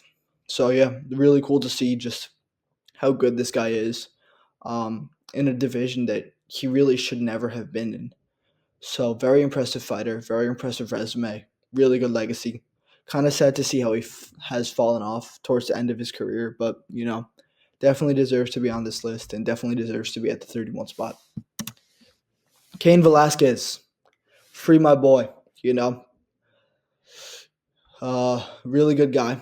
If you know, you know. He's got a 14-3 record, 2-time UFC heavyweight champion with 2 defenses. He beat Junior Dos Santos. He beat Antonio Silva, Minotauro Nogueira, Brock Lesnar, Czech Congo, Ben Rothwell, Travis Barron. He did lose to Fabricio Verdum, which does kind of tarnish because he was known as Cardio Kane. He was like the heavyweight Marab, pretty much. He was known for just kind of outlasting people.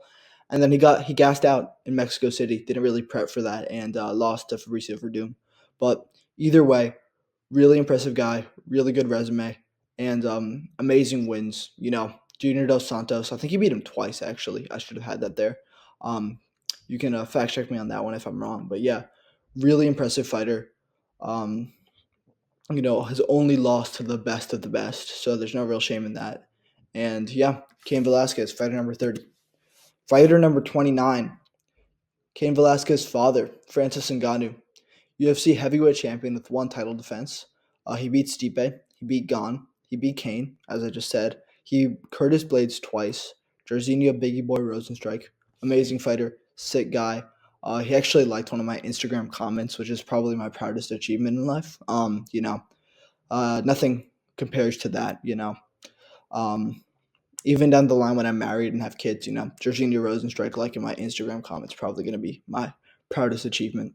Anyways, Alistair Overeem, Andre Arlovsky, and Henna Ferreira. So really impressive resume.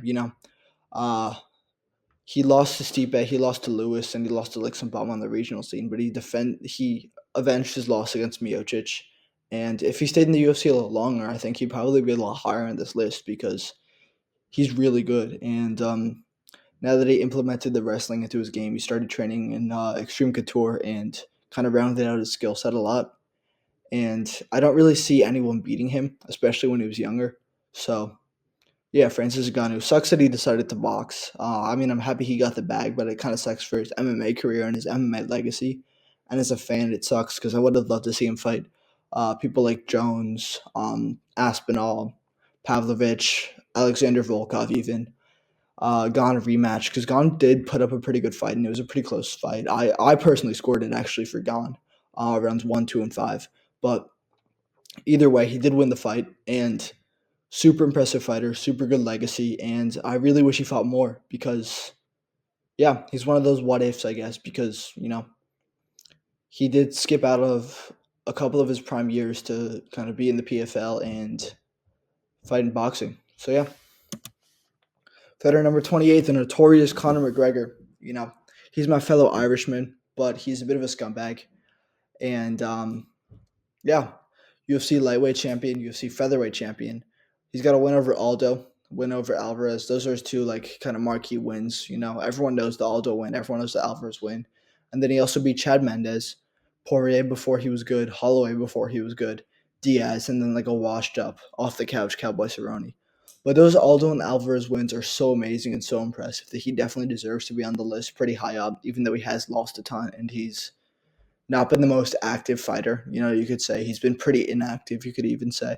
But yeah, those 2 wins kind of put him up there, as well as just a dominance, 13 seconds over Aldo, and just the beating that he put on Alvarez was just so impressive and so insane because Alvarez is a really good fighter and Aldo's an amazing fighter. So Yeah, Conor McGregor, number 28. Fighter number 27 is Dustin Poirier, the Diamond.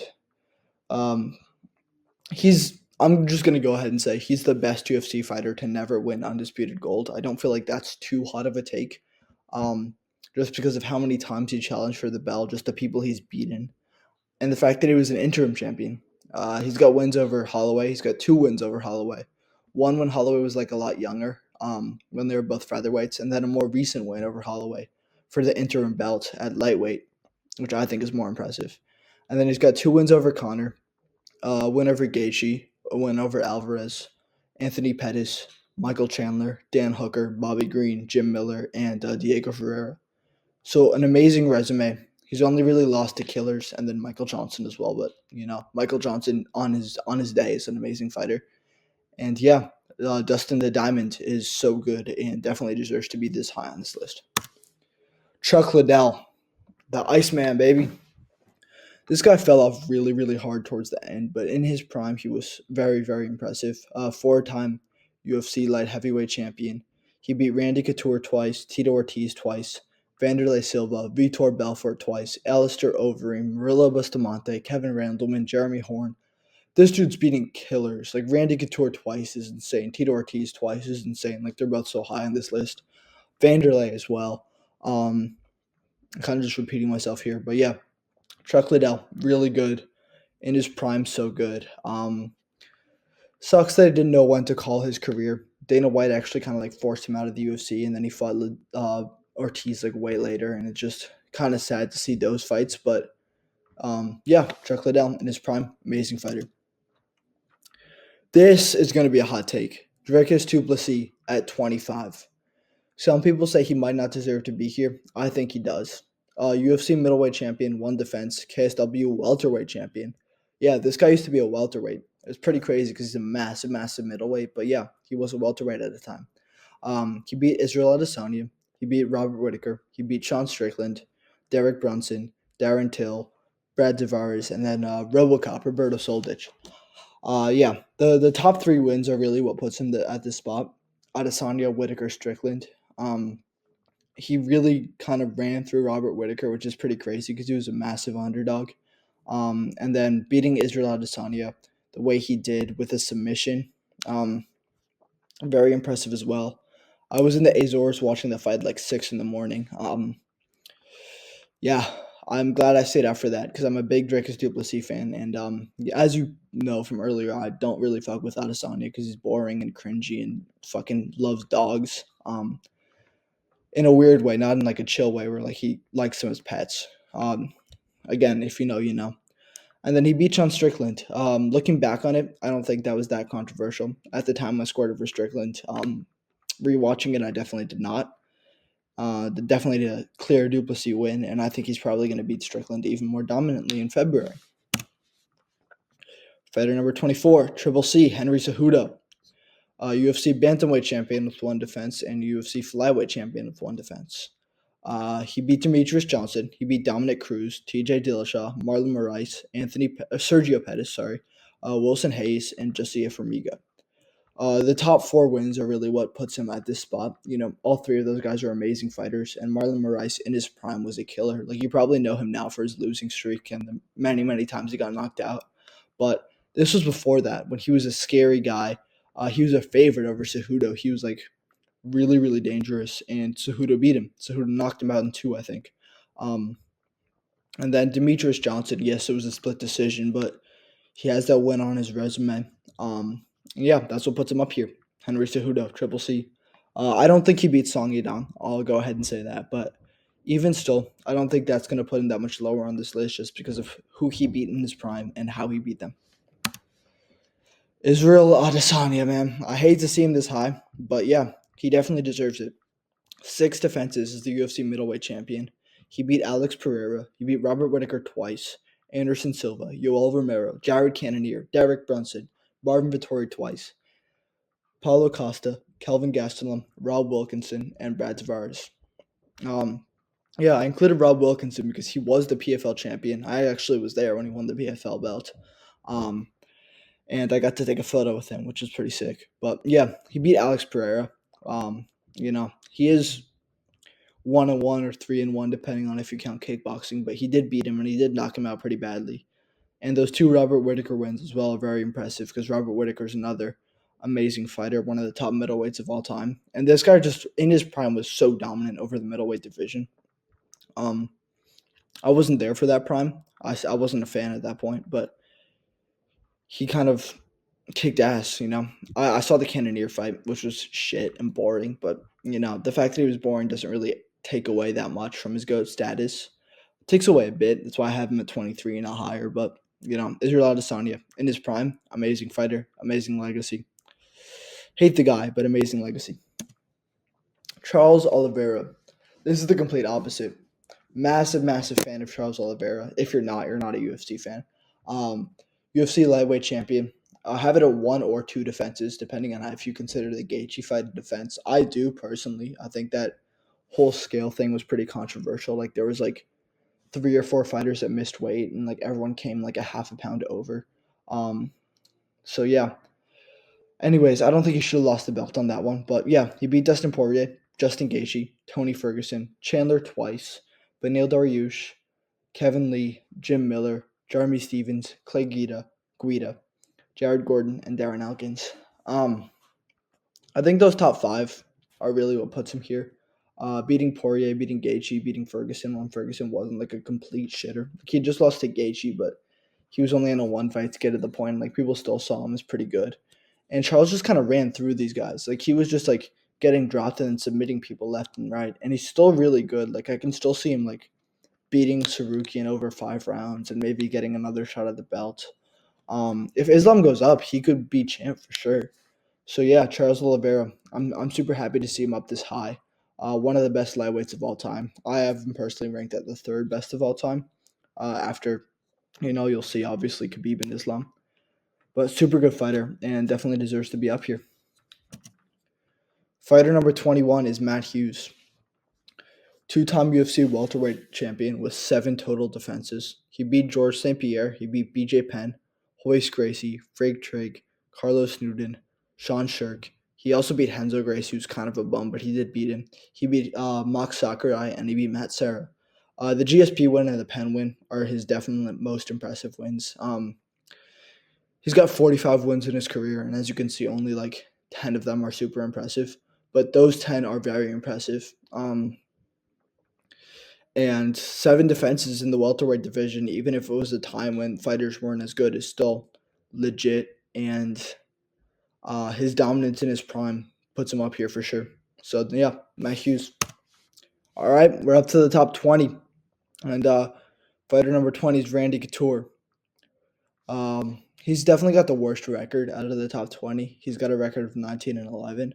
But that doesn't really demonstrate how good this guy was. He was a UFC heavyweight tournament winner back when there were tournaments. And then he was also a 3-time UFC heavyweight champion with 3 defenses throughout his 3 reigns, like not 3 consecutive defenses. And then he was a 2-time UFC light heavyweight champion as well.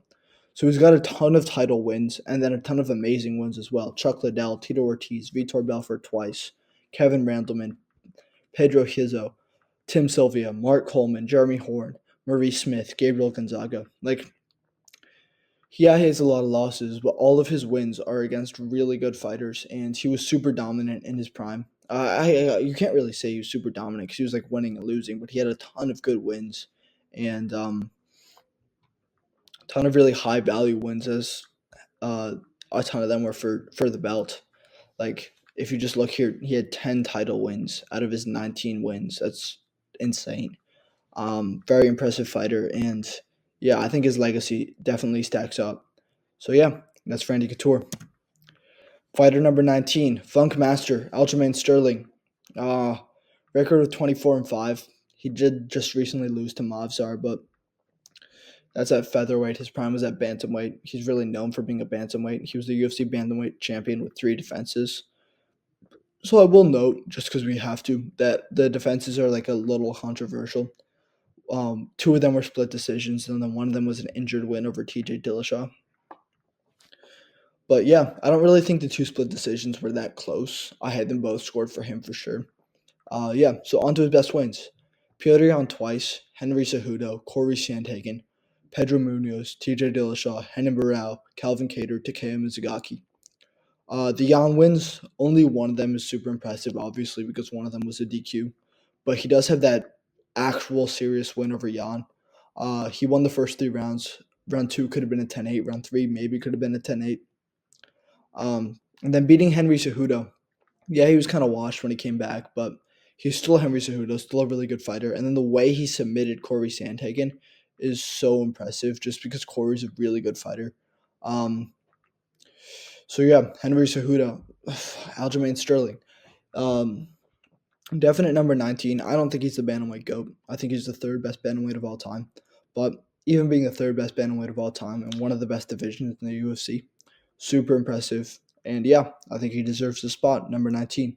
I keep saying he deserves the spot. Obviously, he deserves it because this is my list. So obviously, in my opinion, I think he's here. But yeah, Aljamain Sterling, safe in the top 20. Fighter number 18, the second best bantamweight of all time, Dominic Cruz. Two-time UFC bantamweight champion, 3 defenses, and then two-time WEC bantamweight champion with 2 defenses. This guy, if not for his injuries, would be so much higher in the list. This guy had such bad luck with his injuries. But yeah, even still, he beat Demetrius Johnson. He beat Dillashaw twice. He beat Uriah Faber twice. He beat Joe Benavidez twice. Takeo Mizugaki, Pedro Munoz, Ian McCall. This dude was so good in his prime. He was so unbeatable until Cody Garbrandt came around. And even still, he's been pretty decent. Like, he beat Pedro Munoz afterwards. He beat fucking scumbag Casey Kenny afterwards. Fuck that guy. Terrible, terrible person. He just got arrested for domestic violence, actually. Casey Kenny, not Dominic Cruz. Dominic Cruz is a good dude. Terrible commentator, but good dude. Either way, that's Dominic Cruz. Really good fighter. He's the, second best bantamweight of all time. Fighter number 17, Ilya Topuria, hand sanitizer boy. This guy's so good. 16-0, UFC featherweight champion with 1 title defense. Although he doesn't have a large resume, the Volkan Holloway wins are what puts him at this list. Volkan Holloway are both like top 10 fighters of all time, and he beat them both really dominantly. He knocked out Volk and he knocked out Holloway. First guy to drop Holloway is so insane. The BMF curse is a real thing, and yeah, I don't really see this guy losing in featherweight, and I see him putting up a decent fight against Makhachev, especially because the Nurmagomedov team's been pretty beatable recently. Umar lost. I think Usman should have lost that fight against Paul Hughes. Obviously, I'm biased because I'm Irish, but yeah, he's got wins over Volk. He's got a win over Holloway. He beat Emmett and he beat Bryce Mitchell. He also beat Yusuf Zalal and Ryan Hall, which are both like pretty cool wins. Not the best fighters in the world, but Zalal could be ranked if he beats Kattar. And Ryan Hall is a really accredited jiu-jitsu player. So yeah, I think the Holloway and Volk wins are what put him up here. Just because those 2 wins are so good and so impressive. I know Lucas Tracy ranked him like number 7 of all time, which is complete bullshit. But he's definitely a top 20 fighter. And I think he has potential to be like top 3 of all time if he manages his career right and stays at featherweight for a long time. Like, say he beats Volk again and he beats Lopez and he beats Evloev, top 10. Easy. Easy top 10. And then if he goes up and beats Makhachev, then he's like the best fighter of all time, in my opinion, because Makhachev's so good.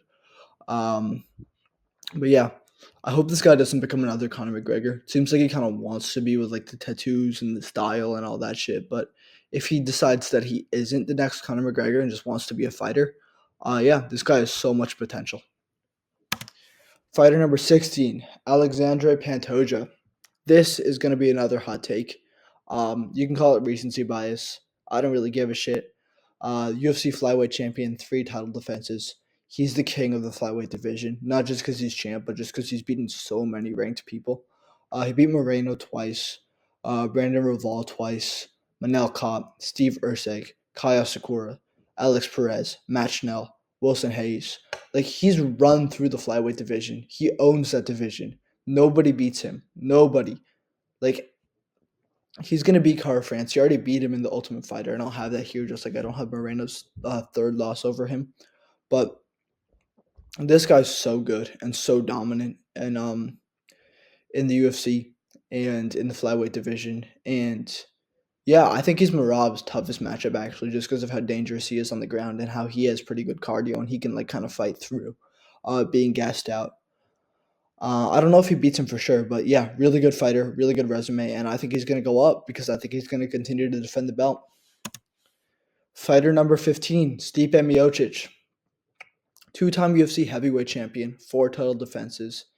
He beat Cormier twice, Francis Ngannou, Junior Dos Santos, Fabricio Verdum, Alistair Overeem, Andre Arlovsky, Mark Hunt, Gabriel Gonzaga, Roy Nelson, Phil DeFries, Fabio Maldonado.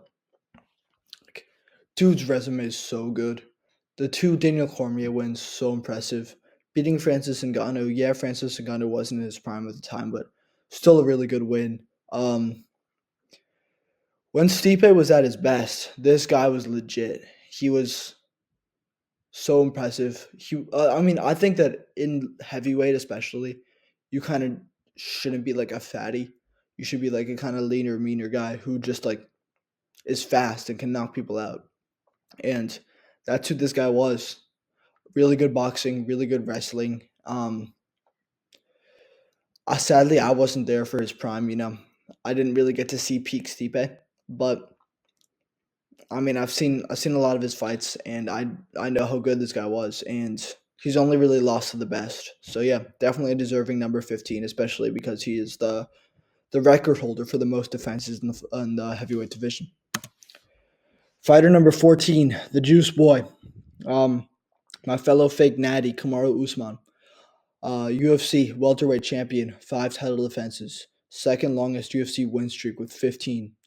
He's got a win over Tyron Woodley, 2 wins over Covington when Covington was like the cardio machine, super dangerous fighter, nightmare matchup for everyone.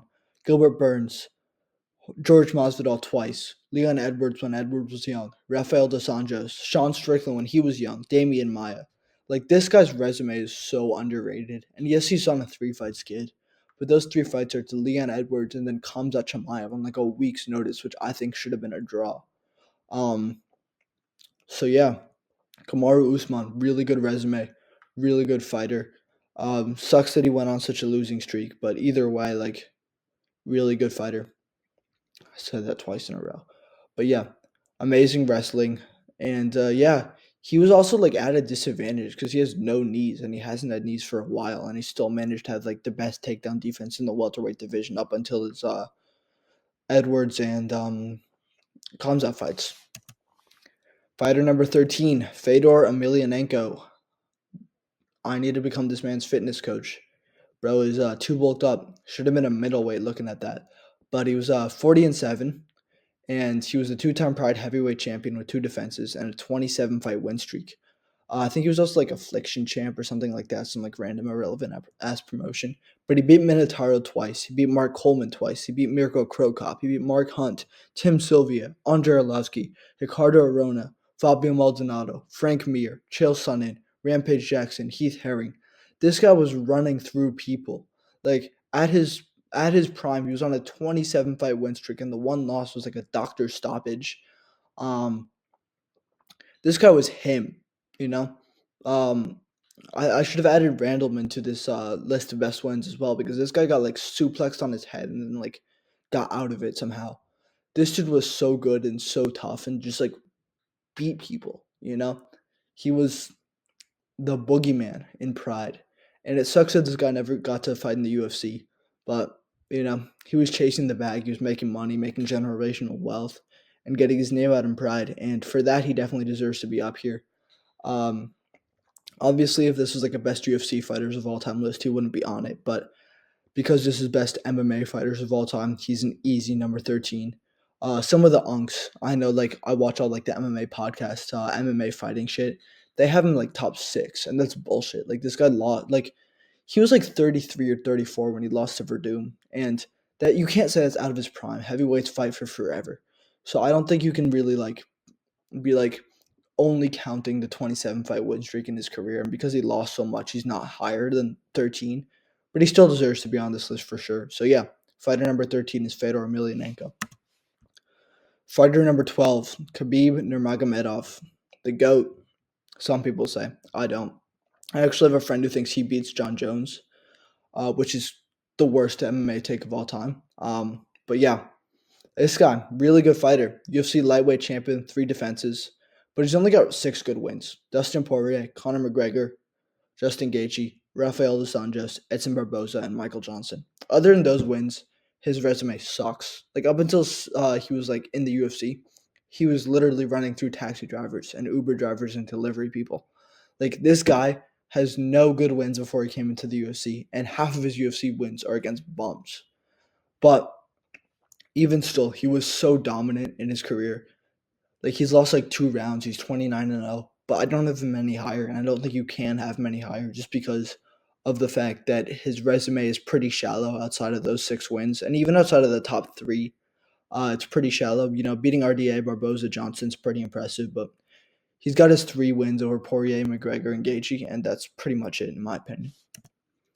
Fighter number 11, my boy Merab Dvalishvili. This guy, man. Some people have him higher. Some people have him much lower. I initially had him at 8, and then I was like, nah, that's ridiculous. I can't have him at 8. But I think he's safe at number 11. I think he's the greatest bantamweight of all time.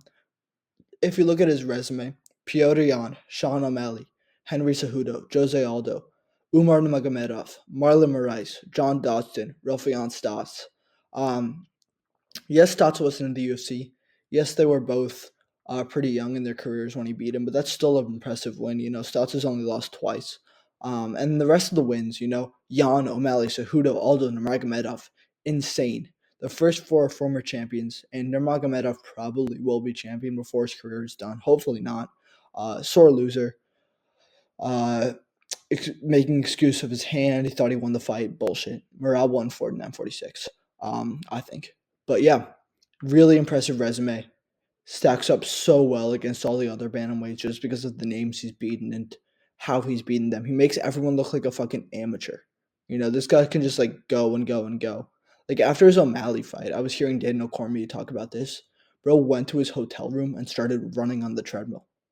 That's fucking insane. Like this guy's just him. You know, he's like a 12-year-old trapped in a jacked Georgian dude's body. He's like going on side quests. He like jumped into a frozen lake. He ran up a mountain.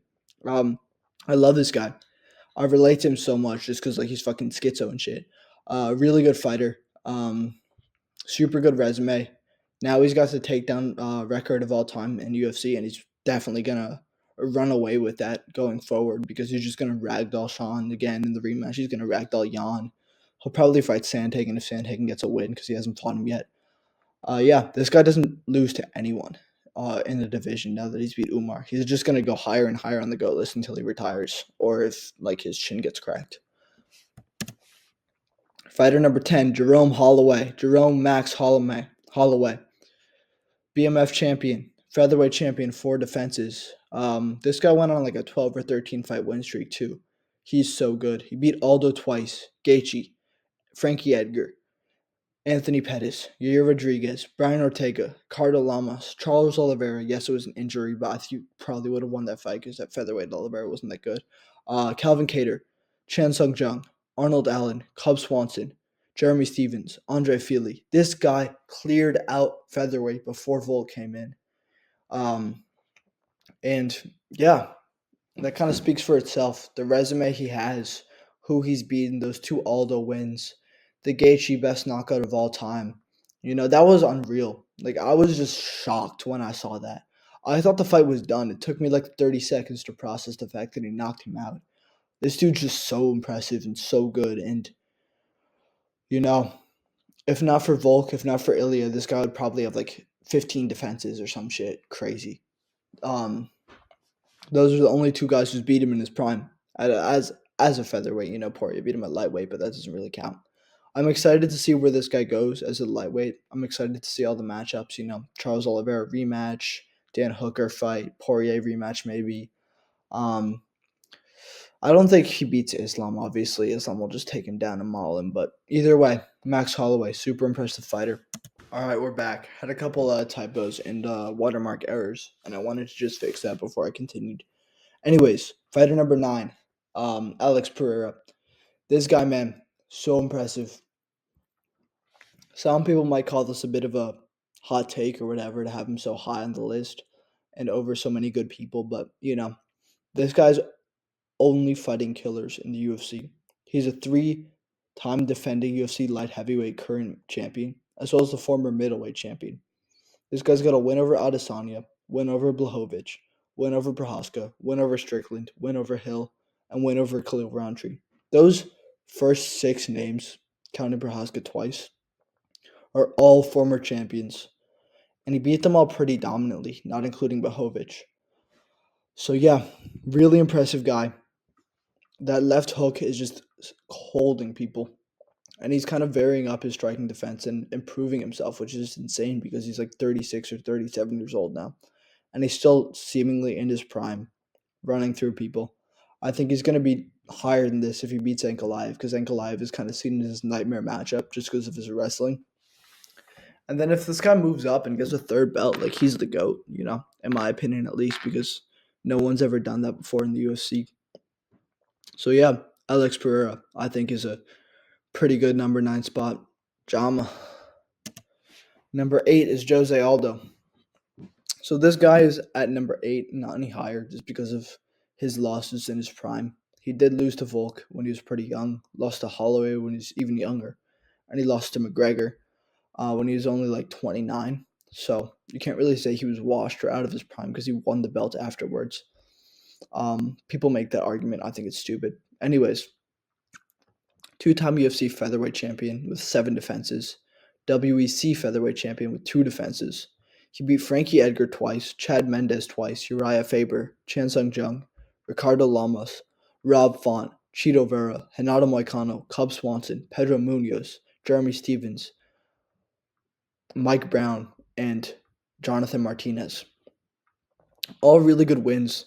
He's had a pretty cool career resurgence as a bantamweight, which is nice to see, and I think adds to his legacy for sure. The reason why he's not any higher than this is because he doesn't have like that like marquee win that some of the other guys do.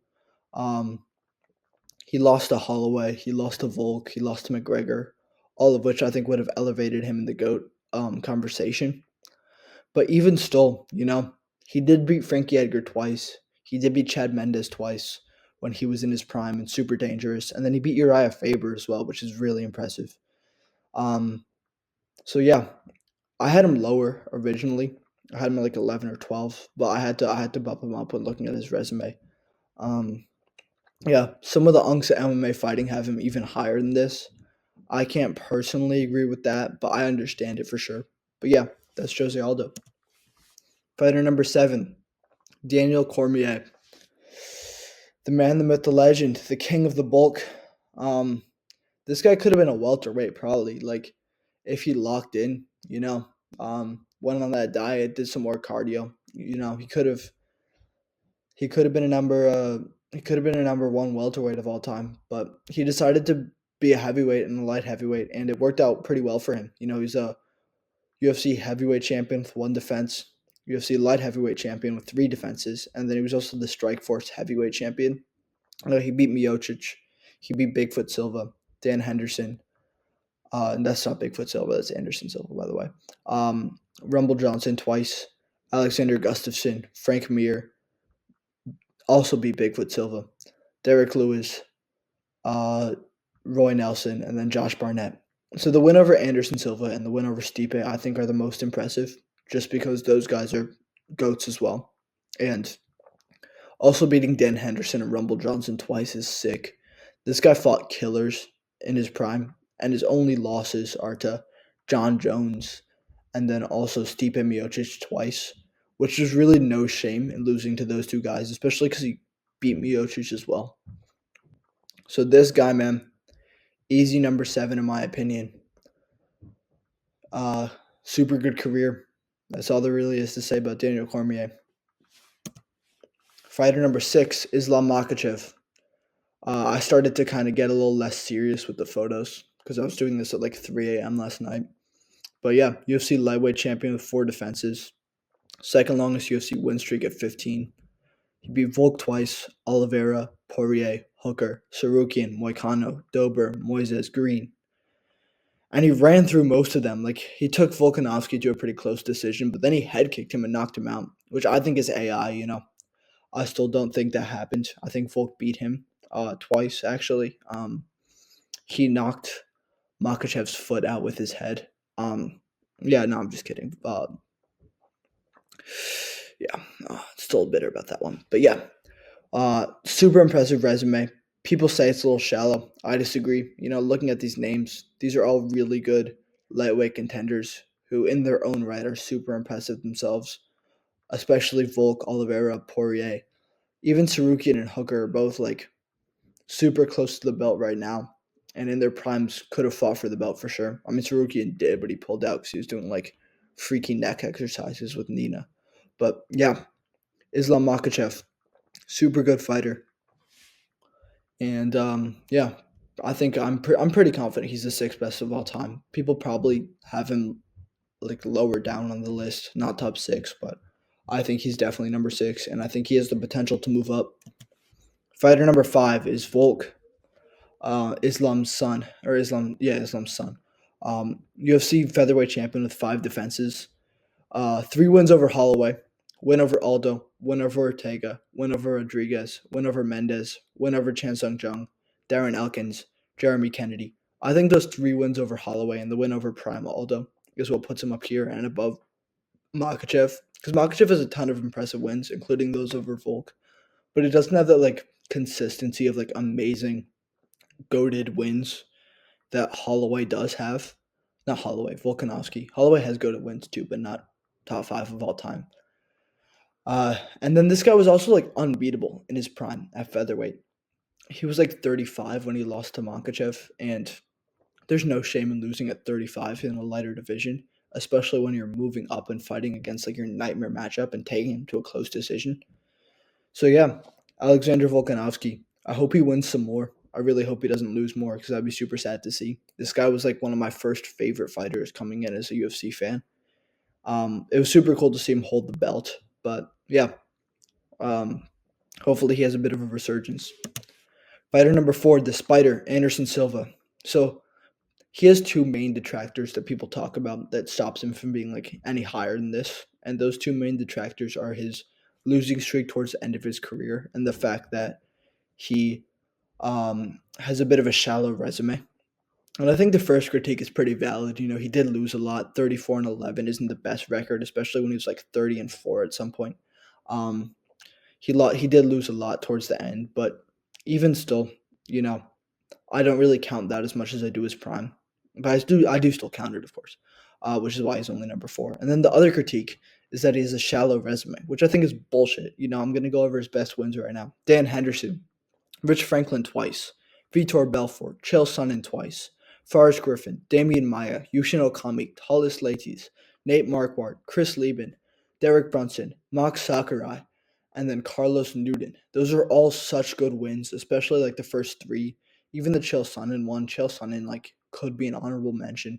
Um, yeah, really good fighter, and he was just styling on people. He was like emoting on excellent fighters and like head kicking them and just like kind of joking around and acting kind of silly, which is insane because this guy was fighting the best of the best at the time. He went on side quests and fought up at light heavyweight and fought Forrest Griffin and just like was in the matrix and just completely smoking him. He body kicked Daniel Cormier and could have won if that fight was longer. Um, So yeah, Anderson Silva. I have him at number 4, and I think he deserves this 4 spot. I know Lucas Tracy had him at like 11 or 12 or something crazy, which I think is ridiculous. I think he definitely deserves to be here, especially just because of how dominant he was in his prime and his win streak. So yeah, that's Anderson Silva. Fighter number 3 is Demetrius Mighty Mouse Johnson. 25-4-1, UFC flyweight champion with a record of most title defenses in one consecutive reign. Quite a mouthful. 11 defenses. 2-time 1 FC flyweight champion with 1 defense, which I think is super impressive as well because he was old and he was out of his prime. And even he'll tell you that, like, and he was still doing this and doing it really impressively. Like that first win, the avenging win over Marlon Moraes, where he hit him with that beautiful combo and that flying knee, is picture perfect. And he has so many of those picture perfect wins, like that armbar over Ray Borg. Um, so yeah, I think he definitely deserves to be here, especially because of his wins as well. Like people say his resume is a little shallow, and yeah, it's not as good as George St. Pierre or John Jones, but he's got that win over Cejudo. He's got 2 wins over Benavidez. He's got a win over Kyoji. He's got a win over Ray Borg, best submission of all time. Beat Tim Elliott. He beat Adriano Moraes twice. John Dodson, Wilson Hayes. I think that's Miguel Torres, Ian McCall, and Ali Bogatinov. He was just running through the best flyweights in the world in his prime. And yeah, I mean, like, there's no arguing with how dominant this guy was when he was at his best and just how impressive this guy was and how skilled he was. And he was like 5'2" as well. He was like a tiny little guy, but he was just so skilled and so competent in every facet of martial arts. This is like a pound for pound list of just like most skilled fighters of all time. I would probably have him at like 1 or 2. Um, but it's not. It's a GOAT list, and that's why he's at number 3. Fighter number 2 is John Bones Jones, MMA's P. Diddy. Um, Two-time UFC light heavyweight champion with 11 total defenses. UFC heavyweight champion with 1 defense. Daniel Cormier, Shogun Rua, Lyoto Machida, Gustafsson twice, Glover Teixeira, Rampage Jackson, Vitor Belfort, Rashad Evans, Ryan Bader, Dominic Reyes, Cyril Gahn, Stipe, Thiago Santos, OSP, Anthony Smith, and Stefan Bonner. He's got so many good wins of so many good fighters, and he really cleared out the light heavyweight division. The generation before him, his generation, the generation after him, he was just running through people and doing it really impressively. Up until the end, like the OSP win, the Smith win, the Reyes, the Santos are all not the best per se, but he did still beat them. And he deserves to be 1 or 2. He's probably the best of all time, but just I personally like GSP more, which is why I have him higher. But yeah, most people have Jones at number 1, and I can't really argue with that. But this is my own personal opinion. All right, and that puts us at number 1, George St. Pierre, with a record of 26-2, and those 2 losses he avenged them both. So he's undefeated pretty much against everyone he's fought. He's a 2-time UFC welterweight champion with 10 defenses, as well as the UFC middleweight champion. He has a win over Matt Hughes, 2 wins over Matt Hughes. He beat BJ Penn, Nick Diaz, Carlos Condit, Michael Bisping, Jake Shields, John Fitch, Johnny Hendricks, Josh Koscheck, Sean Shirk, Dan Hardy, Thiago Alves, Matt Serra, and Frank Trigg. This guy was so good in his prime. Such a smart fighter, such a calculated fighter. Um, he learned wrestling in his MMA career and became one of the best wrestlers in MMA of all time. He had that amazing double leg, single leg. He had the record for most takedowns in the UFC up until Marab fought last weekend. And this guy was just so good, man. So dominant as a welterweight. And then he won the middleweight belt as well out of his prime after like a long hiatus. So yeah, I think George St. Pierre is the best fighter of all time. And I understand arguments for John Jones or even Mighty Mouse. But yeah, I have him at number 1. So yeah, that's my GOAT list. Thank you so much for watching. Please remember to like and subscribe. I'm a new channel. I'm really hoping to kind of make my name in this MMA field, and I'm really hoping to, make a bunch of exciting videos and continue this channel. So hopefully we'll have a GFL one coming out tomorrow, and that's it for me. Thank you so much for watching. Yeah, goodbye.